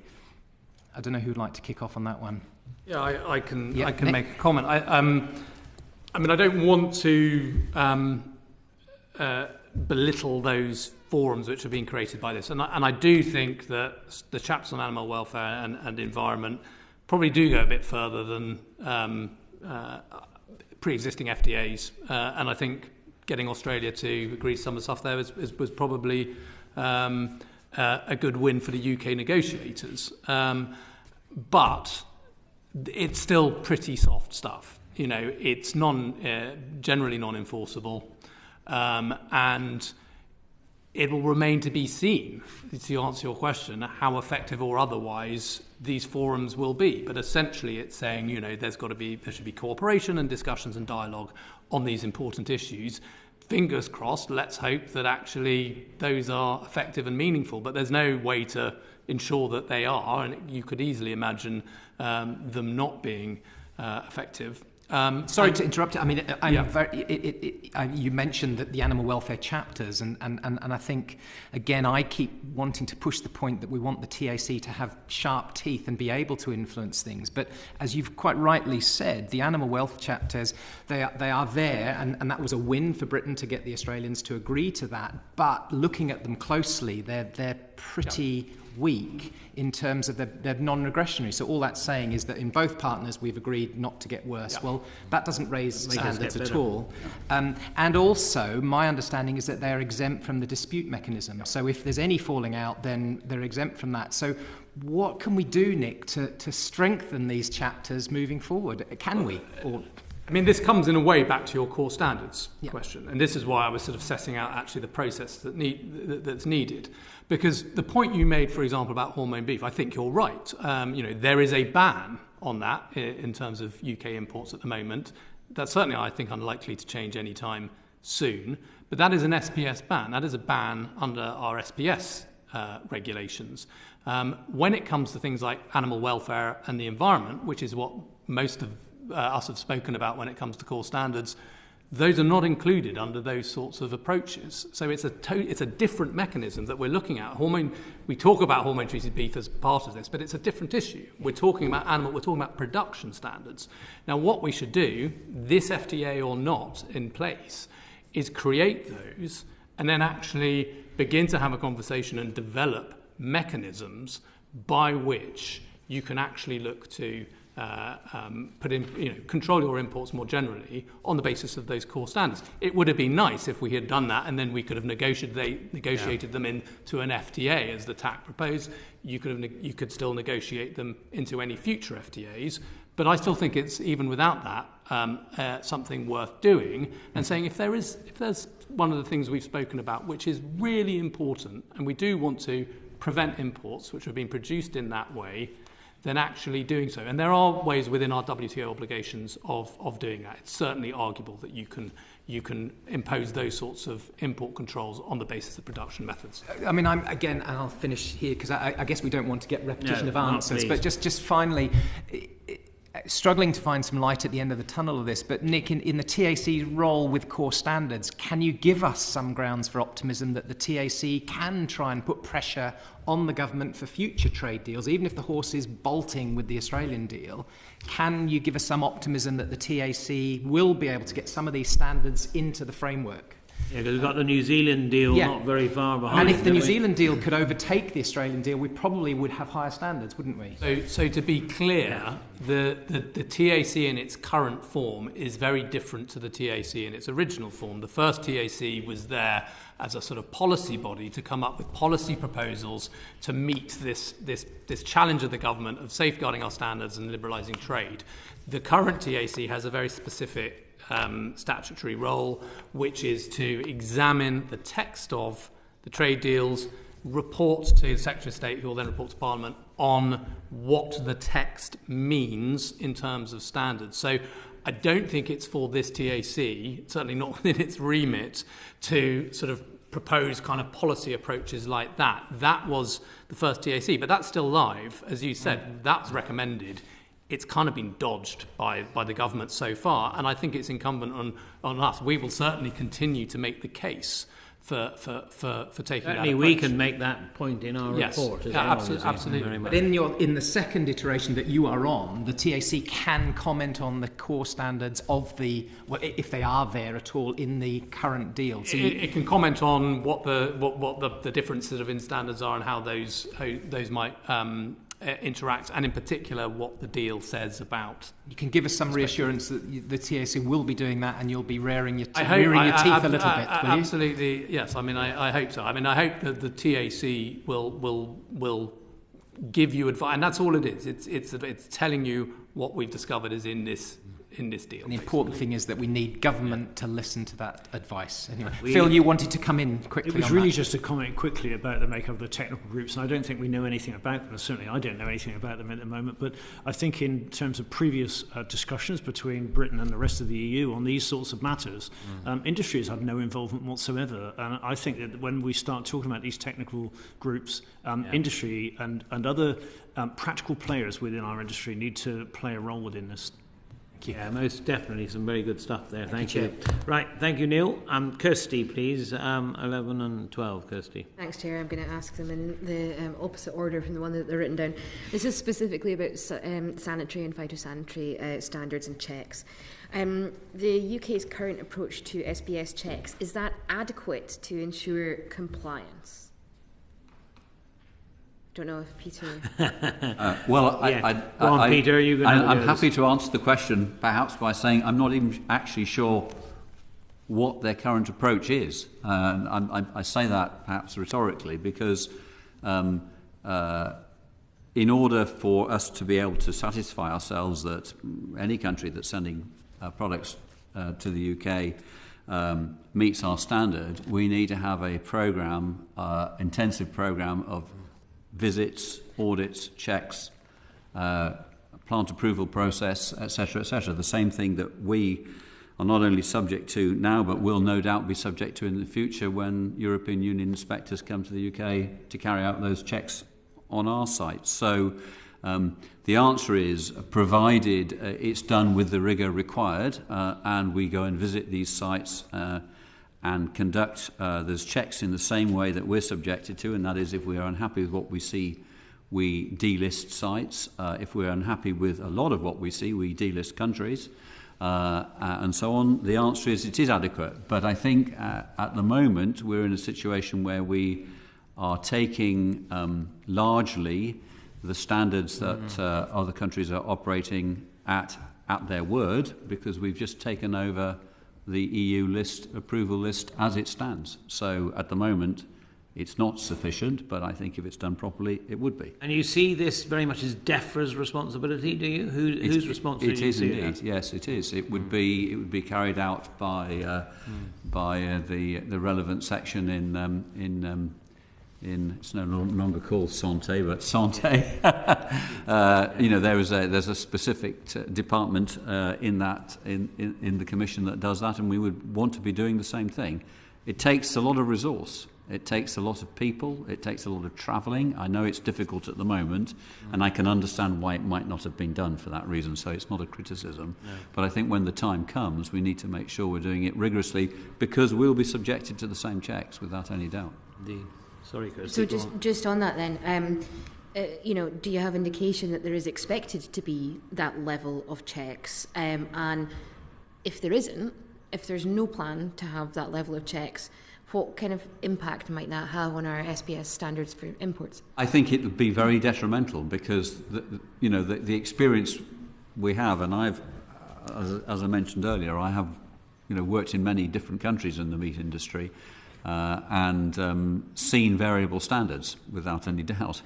But that said, the sites I worked at were subject to regular visits by Commission officials when we were in the EU, and I think that you have to keep on top of it in exactly the same way as our own Food Standards Agency does in the UK with our own sites. So they implement those rules rigorously, and we should expect the equivalent agencies to be doing the same thing on imports. So it would seem contradictory to me to be imposing very strict rules on ourselves and not checking imports at the same level. We have to do that. Yeah. Must do that. Nick, did you want to add anything to that? No, I think that's... The next question I had was about the SPS committee. How do you think the UK government should use the SPS committee to serve our industry's priorities? It's as Phil said, it's an aspect of the deal, the creation of the architecture around the deal that we'll have to watch. I think one of the question marks over the SPS committee is actually, I think the SPS chapter, by and large, we're happy with, and it reserves the right of the UK government to maintain its independent SPS system. And Peter spoke about the sort of nuts and bolts on that, but in principle, that means that when it comes to those issues, we've sort of heard of hormone use in beef rearing, for example, it's the UK government and nobody else who is deciding how to deal with those and what sort of import controls should be in place, whether from Australia or anywhere else. But it's governed by and large by the WTO's SPS chapter. To be honest, I'm not sure this deal adds very much to that. So the main question would be over discussions on equivalence. So where the UK would recognise Australian standards that differ from the UK's but are deemed to have an equivalent outcome, so therefore you can accept that product. It hasn't met exactly the same standard that you're saying it's kind of crudely good enough. And those will be important discussions, and it may well be some of the issues, for example, that Peter flagged about pork exports to Australia, which I absolutely agree would be potential opportunity, one of the few potential opportunities in the deal for UK agriculture. It may well be that is the forum in which you can look to facilitate that in future. But ultimately, I think it's a good thing that the UK government has retained the right to manage its own independent SPS regime through this deal. Just to follow up on that then, the FTA exempts the entire SPS chapter from dispute settlement. From what you've just said, Nick, does that put industry at a disadvantage, or does that provide safeguards for our industry, do you think? I think it doesn't really do anything, because I think it just means that the SPS arrangements will be governed by WTO dispute mechanisms rather than anything under this deal. So in that sense, it's a sort of nothing's changed. I've got a specific follow-up on that as well. You've referenced the WTO dispute settlements on a number of occasions. I know how they are supposed to work, but in practice, are they actually working, the dispute settlement mechanism at WTO, or is it currently not working, for want of a better phrase? Yes, it is still hamstrung. I don't know whatever the general phrase used at the moment is, because of the appeals committee at the top is not quorate, and that is potentially an issue. But of course, that's sort of along the end of the process of a dispute. So you could still raise a dispute and potentially resolve that dispute under WTO rules before you get to that point. There are also some alternative processes that are being kind of hodgepodge together slightly by WTO members in order to get round that. So, yeah, it isn't working as it ought to. There are certainly some issues with it, but that doesn't mean that it's a total dead duck when it comes to disputes. Thank you. Okay. Just on the point that Phil Stocker made, really, is who is actually going to sort of man this committee or person this committee, perhaps I should say. Who is actually going to be there to actually sort of check this happens? Because, rightly or wrongly, the European Commission, what they do have is a very strong, what was DG Sanko, which actually looked at all these deals, looked at the way it was, and went to those countries to monitor it. I mean, I know it's early days yet, but we do see any sign of what DEFRA is going to do? Because, I haven't seen anything of it. Have any of you seen any sign? Is there any inkling? Nick, perhaps, with the... Well, do you see anything or what? I think you'll need to ask DEFRA ministers or officials. Yeah, don't worry, it will do. But, there is, of course, this sort of architecture under the TCA between the EU and the UK, and those committees are slowly being populated primarily by government officials, mostly DEFRA officials when it comes to things like SPS. I would expect that would be what will happen with this instance as well. In fact, you may find it's pretty much similar people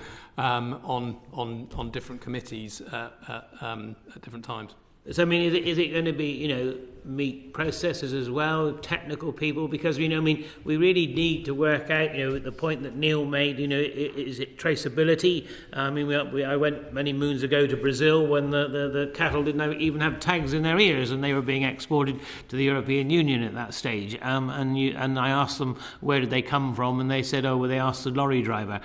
So it wasn't sort of terribly effective. But, seriously, this is all issues that are going to be dealt with, have got to be dealt with. And I'm not saying for one moment that Australia is a barbaric country, but there are issues where we've got to sort of tighten everything up. So, what influence can we have in how these committees are set up, really? That's sort of, I suppose, very quickly the point. Phil, you want to come back? Well, I'd just like to make a comment about the fact that some of this, we've made a statement that we want to be world leaders in environmental and animal welfare practice, and I guess you try to achieve that through both a carrot and a stick approach. And I think the involvement in industry and probably research as well in those sorts of working groups would be highly beneficial, I think, because that's where you get the carrot side of this in terms of that cross-learning.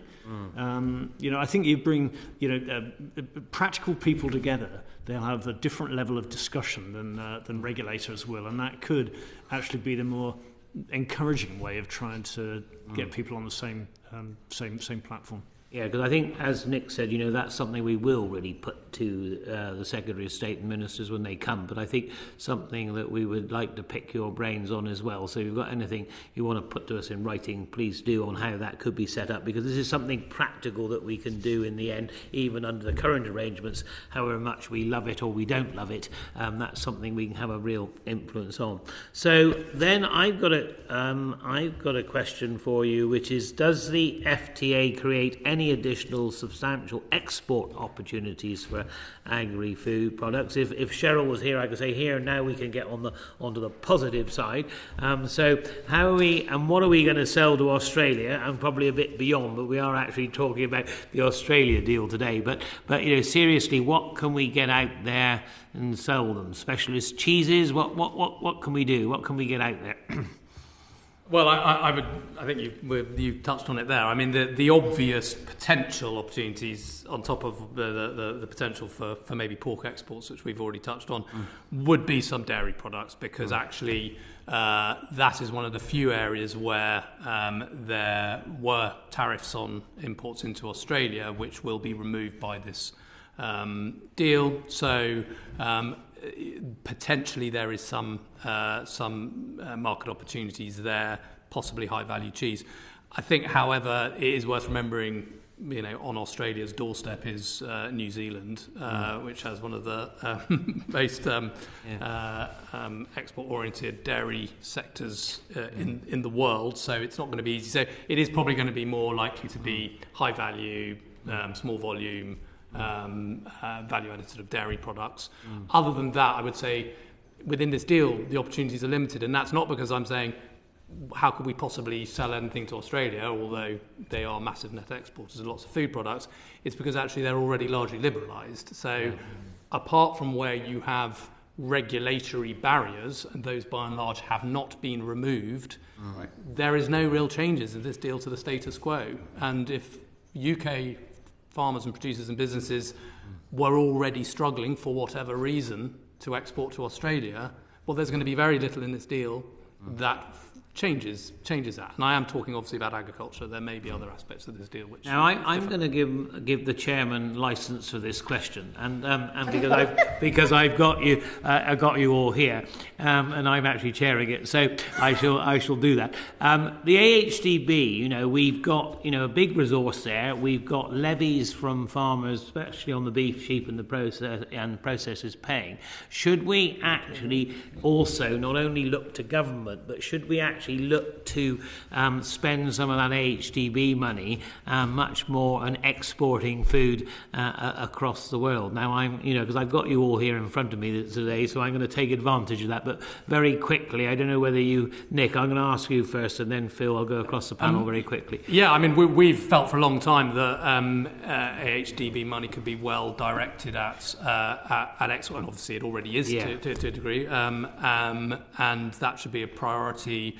Along with government, match funding from government as well. Yeah. But what I'd say is probably not Australia. I mean, there are lots of really good markets. No, I was widening, and that's why I said I was going to give myself license. So there's we're quite enthused by some of the opportunities coming down the line in the next few years with, say, the Middle East or North Africa or other Far Eastern markets where we have clearly an opportunity to improve our exports and AHDB funding would be a part of that. Go on, Peter, I'm going to ask you a question on that one. Go on. As you know, Mr. Chairman, it was my day job. I know exactly what your day job was for many, many years. Indeed, I managed the export efforts for AHDB for a good decade, I would say, and we transformed it from being a little pipsqueak thing to something quite substantial.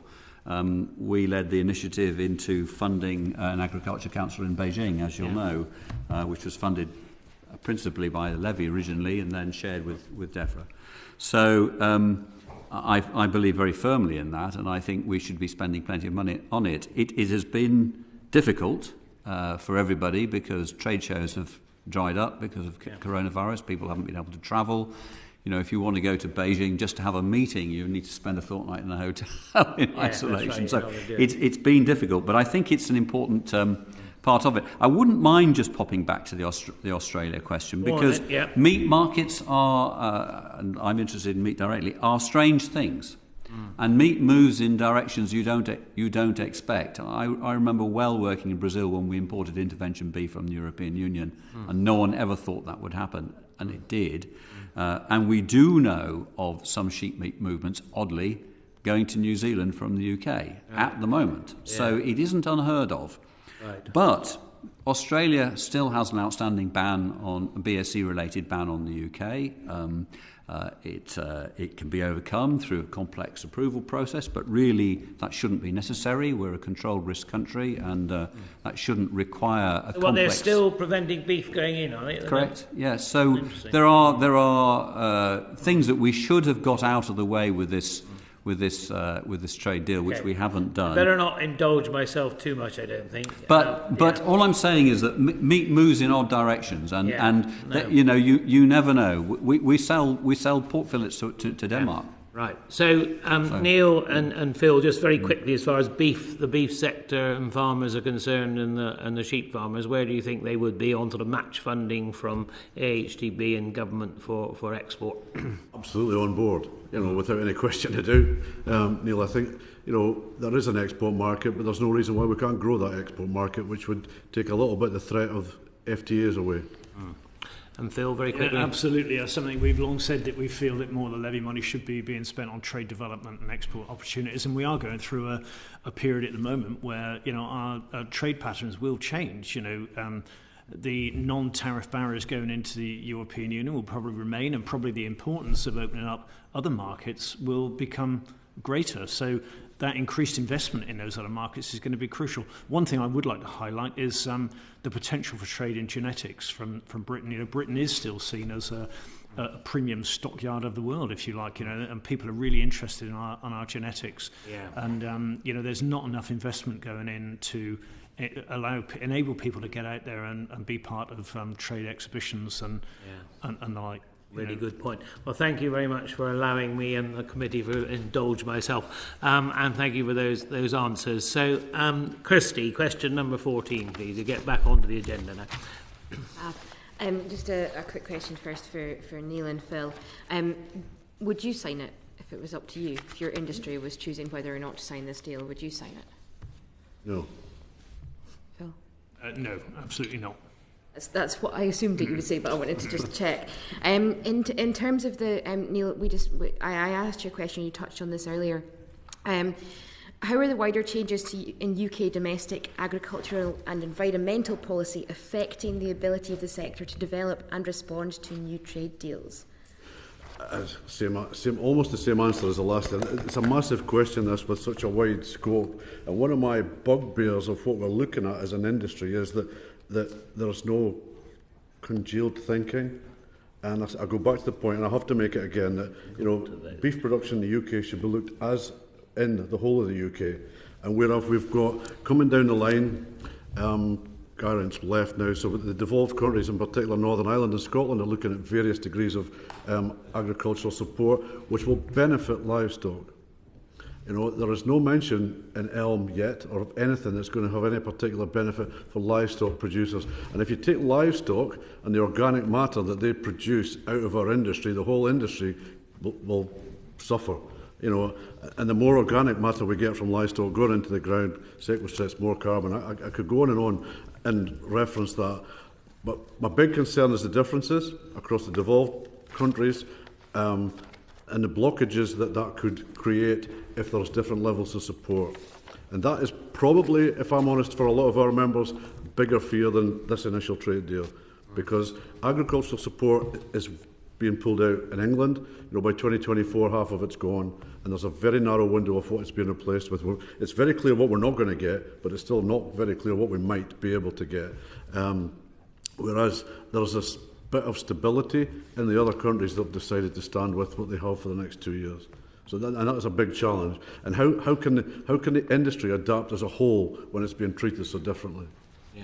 So the kind of that lack of certainty that there is in England means that people are having to focus on that rather than sort of thinking about how do I mitigate the impacts of this trade deal. Yeah, I think it would be unrealistic not to mention that farmgate price, prior to the last 6 months, I've previously mentioned fertiliser, feed, fuel, energy, etc., was it at least had absorbed most of the 5% reduction in BPS in England, but it won't. It's not going to absorb any more, and the three Fs have basically taken all that away. Phil, do you have a similar story? Yeah, no, a similar view. I think. I think we've got. I think we've got a problem generally, and there's a huge amount of change going on in the world. More broadly, I guess, and we really struggle to recognise the value of what we've got today. And I think that's where we are with agriculture. Really, that we're talking so much about land use change and changes in approaches to food production without really considering what the value of what we've got. And I just raised the question of grass in respect to that as well, because somewhere in the region of 60% of our land area is grassland. And whenever anyone talks about changes in land use strategy going forward, they often look at those large grassland areas and they say that this is all grade 3 land, it's all lower quality land. This is the land that should be rewilded or it should be planted with trees.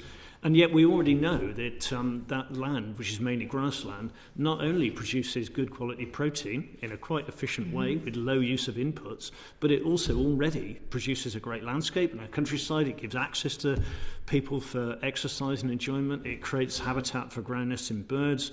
It already filters water and preserves soils and builds carbon in soils as well. So I think that there's a real problem at the moment in policy in terms of separating environment and good carbon management and nature away from agriculture. And the history of Britain has been about a pastoral nature where actually our environment and our wildlife, and unbeknown to us, our carbon storage was very much integrated with our approach to farming. And it's that that's being ignored at the moment. And yeah, we need to try and think more holistically, I think. That's what I'd say. So a number of the things that you've mentioned, both of you are things that you sort of don't want to see. In terms of domestic policies that you would like to see that would help to mitigate going forward, Phil, are there any of those that you'd like to see? To be honest, I generally support the principle of a move towards reward for public goods, or payment for public goods. And I quite like the incentives that are going in to try and encourage efficiency of capital grants and those types of things. The one thing that seems to be missing from me out of all of this is a lack of ability to square the circle around food as a public good. And I think a level of food security can certainly be argued to be a public good, and the contribution that artisan food production out in the regions, if you like, contributes to the rural economy is a public good. It benefits more than just agriculture. So at the moment we're still refusing to accept that food production is a public good that should be within the mix, and that's the one. It's a big issue for me, that one. I couldn't agree with you more. But anyway, carry on. Neil, did you have any more to add to that? And aside from what Phil's already mentioned, I think to allow stability of the industry and all sectors, we need to see some kind of support coming to encourage livestock. Because some of the policies might be slightly discouraging it. We need to see livestock encouraged, because livestock are part of the solution. And that's one of the biggest challenges. Our industry is getting so much negative media coverage on environmental damage, but livestock are part of the solution. And we need to embrace that and give encouragement to do so. Because of all the carbon you see in the grassland itself as well that's held, isn't it? I think we forget that sometimes, very much so. Thank you. Yeah, you've done. Right, okay. Derek, thank you, Kirsty. Question number 15. I thought that last question improved the evening, so thank you for the afternoon. Thank you very much. Yeah. But I think you've already answered the question. My question was around your role in negotiation, or rather your sector's role in negotiation for the Australian deal. I think the answer was a very quick and abrupt no when it was asked. Was that right? I mean, what I suppose widen it a bit. What would you like? Yeah, if you're asking me, the answer is no, because we were first approached in any detail after the fact, as they say. So, once the volumes, we were told what the volumes were, we were then asked, well, what do you think about how we should do this? And I have to say, the impression I got was we were still at a place where we might be able to do some nuancing, but it soon became very apparent that we couldn't. Okay. So that's the situation. Great. Neil, did you? I think there was some early discussions that we might be asked to put some opinion in, but it never actually bore any fruit. The deal was done before we got to that stage. Yeah, I mean, the engagement, I think, improved over the sort of couple of years of negotiations, and the primary forum was the trade advisory groups, which they set up across different sectors. So I suspect all of us in one form or another were part of the agri-trade advisory groups, but by and large those were sort of updates. We were quite often presented with sort of fait accompli. This is what's happened. If you look at things, for example, the volumes in the quotas, or whether carcass weight equivalents or product weight would be used for administering them, the discussions we've had today, those were all given to us as updates, the final decisions on those, with very little input. Certainly we weren't really asked. We may have offered our opinions on these things, but I'm afraid on the specifics, the engagement was not great, and I think it was a real opportunity missed because it failed to take the opportunity to ground truth the assumptions they were making behind some of these very important details. So before I bring you in, can I just kind of ask you the next question, and then you can wrap the two together? So how do we go from here? There'll be future negotiations. We've already heard from Nick, I think, about the threat of how the starting point will have Australia plus. But so where do we go from here in terms of engaging the agri-food sector early enough in the process to really shape it and fashion it in the interest of everyone concerned? Yeah, I mean, it's a really good question. I won't spend much time repeating what others have said, but I've been privileged to be part of the agri-food trade advisory group as well. I would concur with Nick, really, that it's been more of a trade update group, and where we have had the opportunity to give advice, I'm not sure that it's been taken, and I think there needs to be, going forward, there needs to be a much deeper level of engagement and a level of early discussion within those trade advisory groups, I would say, rather than being presented with a fait accompli. But I was just going to add as well, but I guess we all probably are aware of the fact that in terms of greater economic gain to the country, there was always a risk that the agri-food sector was going to be sacrificed, and I think that's probably what a lot of us where we feel we are now, really. Well, I appreciate that. The one thing that I've still not grasped from this afternoon, and we probably haven't got time to go into it in depth, and I might just be dim, is given the rising costs of shipping, which we heard about, the distance that Australia is from us, despite this massive quantity of meat that could come here, ultimately it's the British consumer that will buy the meat they want to eat. We're talking about expensive cuts, not cheap meat, which is often the problem that I think our farmers have, is that they're competing with cheap processed meat.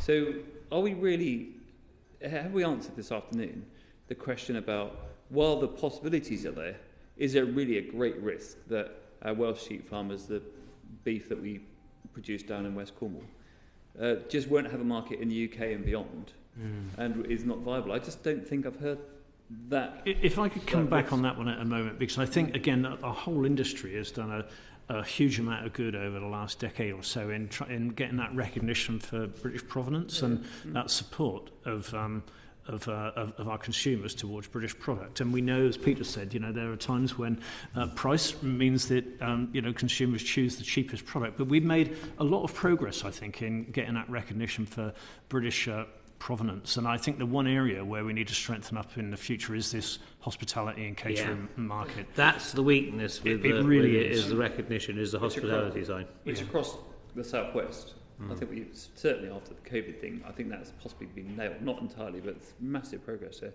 So I just wonder about what in 10 years' time, obviously it's too late then to save farms that don't exist anymore. But I just wonder whether our fears, given the geography, and this is a point about future negotiations for countries that might present a greater risk, whether our fears are going to be realised simply because of the fantastic work our farmers can do and continue to do in a place where food miles, the cost of shipping, etc., are all on people's minds. I would be equally optimistic. I just think that we're unnecessarily putting our industry at risk.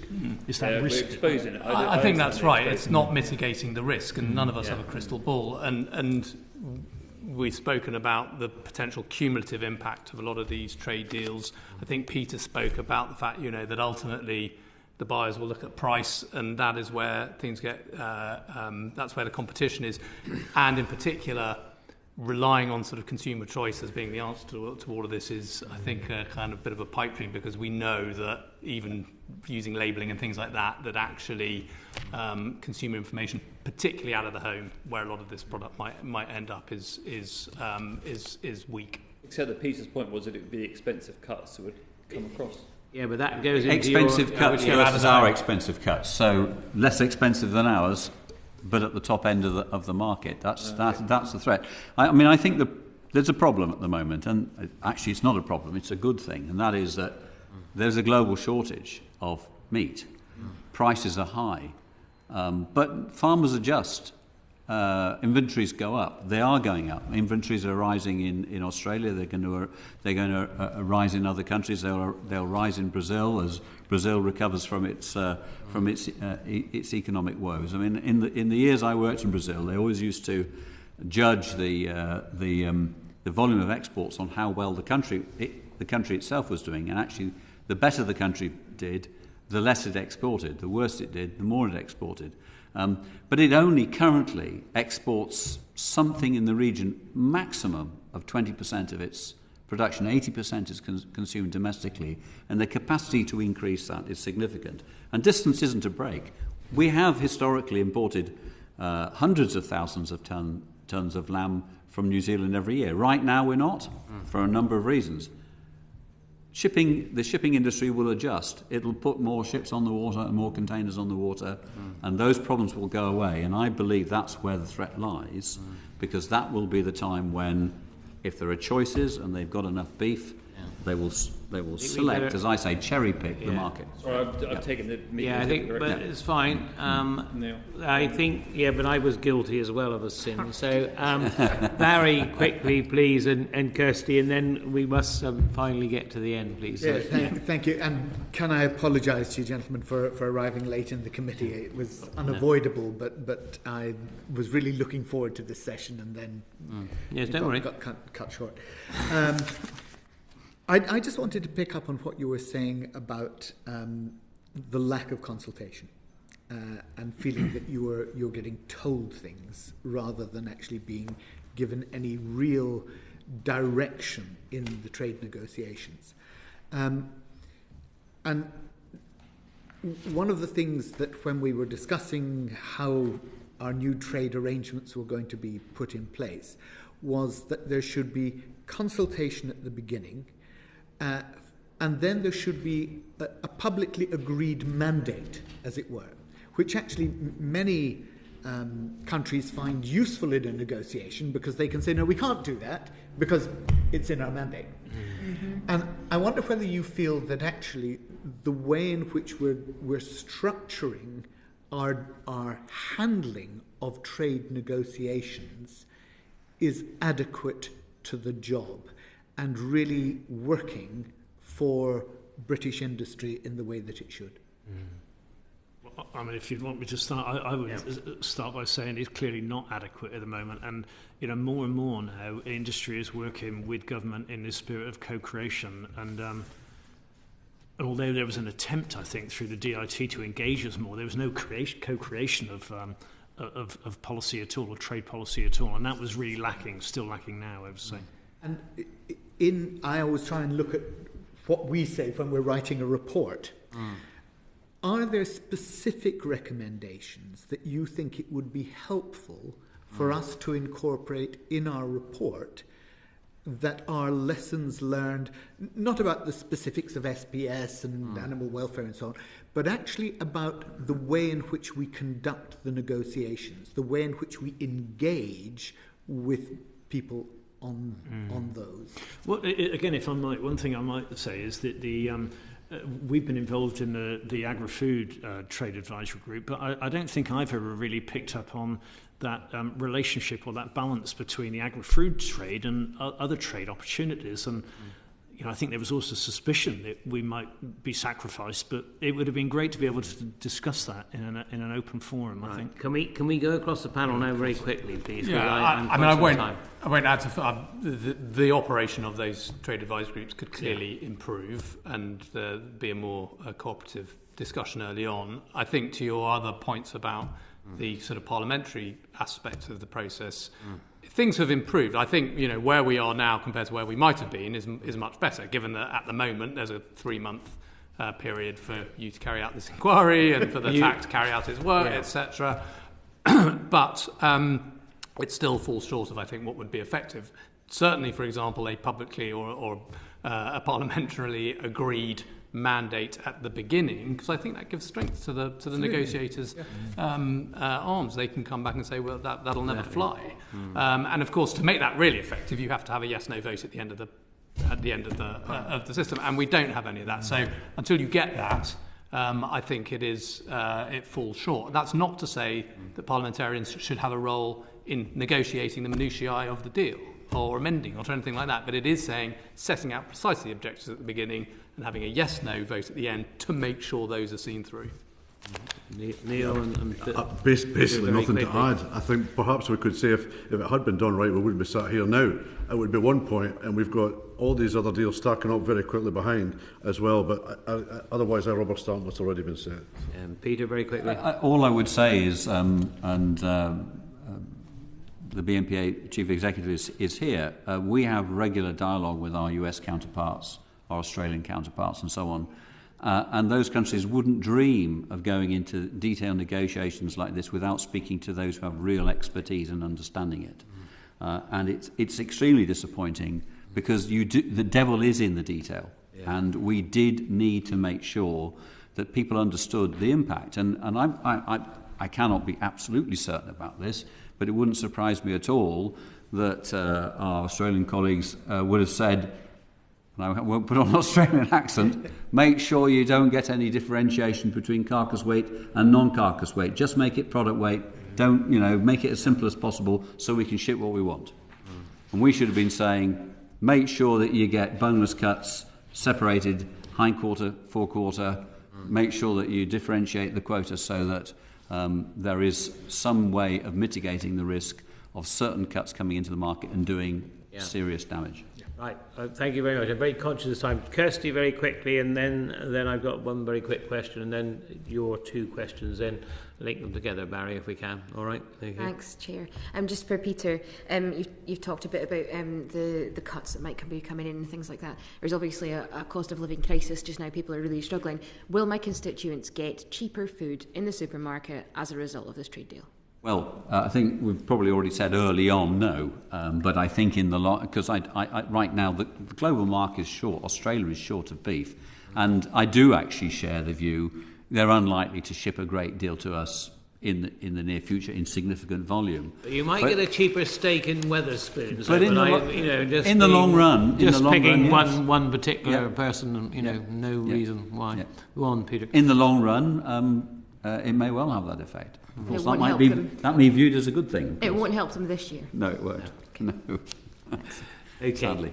All right, thanks, Kirsty. Right, okay, very quickly, I think this one's probably for Nick. Are you satisfied that TAC is set up to enable it to effectively address any industry concerns about the FTA impact on UK standards? And we talked quite a bit around it, so just anything else you'd like to add on it? No, I mean, I think just to summarise my earlier point that you have to be clear that it's a fairly narrow remit, which was what was set up in the legislation that went through, and it is around standards, and it is around the black and white text of the deal, how that impacts standards. I mean, I do think it's important that we are able, and I hope we will be able to talk about both the very direct effects of the text on UK standards, so where there may be something that might require an adjustment or at least a review.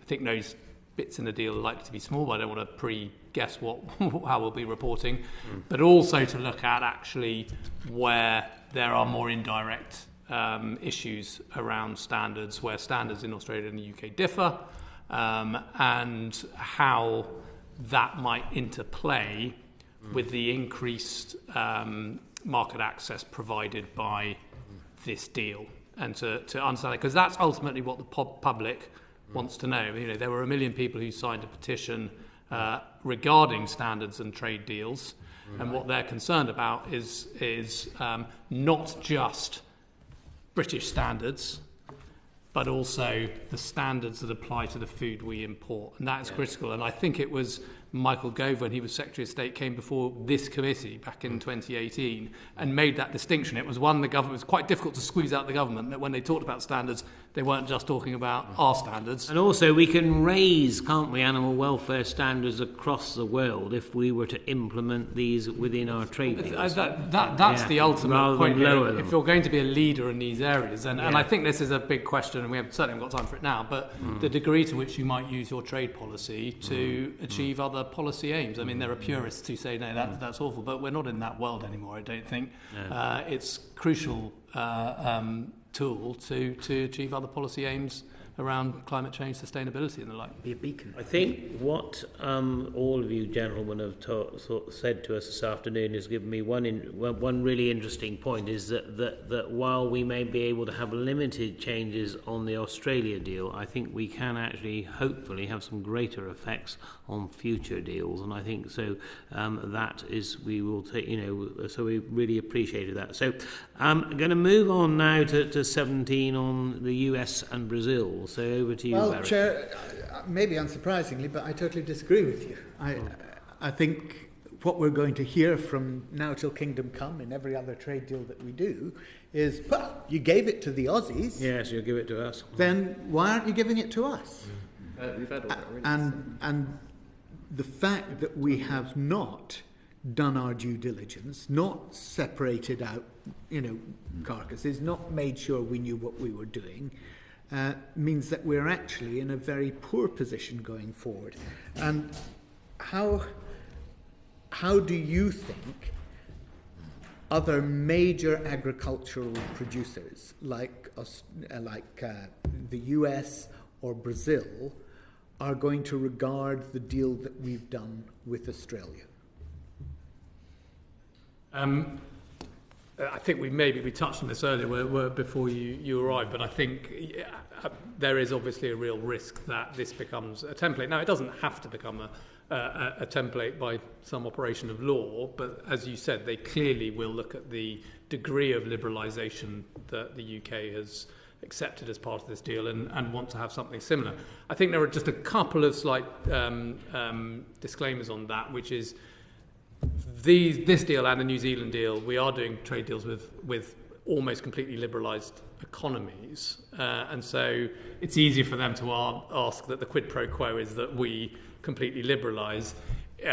The US, Canada, but surely, sorry, Nick, the sort of countervailing push on that would be, well, actually, you're already fully liberalised, Australia, and if we're going to let down our barriers here, we want to raise your standards on SPS or on animal welfare, and that's the quid pro quo, because otherwise, actually, we're getting nothing out of this deal. Yeah, no, I think, there's sort of slightly separate issues there that I think you're right. We could have achieved a trade deal, a very good trade deal for the Australians without going quite as far as we did. I'm sure they would have been very happy to do that trade deal. It might have just taken a couple of months more.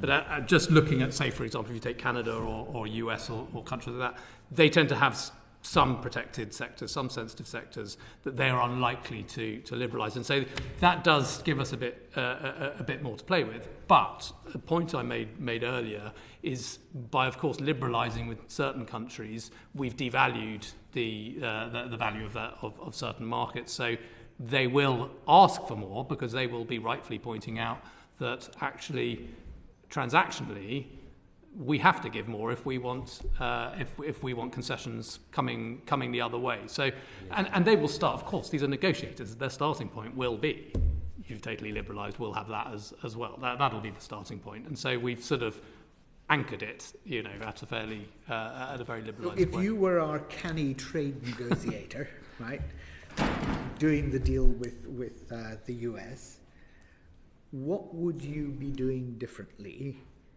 Now, how would you be approaching that to guard against precisely that attack that will come from their side? So I think, and it comes back to the core standards argument, I think if the UK government went ahead, working with stakeholders, working with industry, and developed a very clear set of core standards, and then very explicitly and clearly said this was its policy to maintain and safeguard these standards in all policy areas across the UK, trade policy and otherwise, and to promote them, then I think it would be on very strong grounds to actually argue and negotiate those to a degree into trade deals. Now, of course, those would still be part of negotiation, but it would be able to fall back on the fact that this was explicit UK policy which it was willing to defend at the WTO or as part of a trade deal. And so that would give it, and Parliament would support that, I presume. There would be therefore a popular mandate for it, And that would give, I think, negotiators a very strong hand. And if other countries are unwilling to do a deal on those terms, then tough. Under Cragger, we won't actually get the opportunity to have that debate, but yeah. Right. Anything else? And then you got I think these gentlemen have answered that very clearly. Just to add to that, I think we're approaching the CPTPP as well, and it just seems to me as though there's a huge appetite from this government to sign up. And I'm just nervous it will sign up again on any terms. And I think going back to what Nick says, we probably need to be tougher negotiators, but honest negotiators about what we want to see as well, and stand up for it. We're seen as a really valuable market. What I would say to you all is I think what we do have is a change in Secretary of State, and I think I still am reasonably optimistic that while I very much accept the evidence we've taken here today on the Australia deal, we must not give up on the process of getting these core principles into our future trade deals and actually delivering better deals in the future. So, I think what evidence you've given us this afternoon will give us a great deal, not only to put in our report, but also talk to the Secretary of State for Trade on the future of trade deals. Because I think, the issues over Brazil and America and Argentina when it comes to beef will pale, what we have or haven't got in an Australia deal or a New Zealand deal will pale into insignificance to what could happen to British agriculture if those trade deals are not negotiated properly and have a degree of protection for our industry. So we thank you all very much for a very good session. This has given us a very good start to looking at the Australia deal, and it will give us plenty of questions to give to the Secretary of State when he comes, or whoever comes, because it'll be possibly trade ministers as well. So we will work that out when we get there.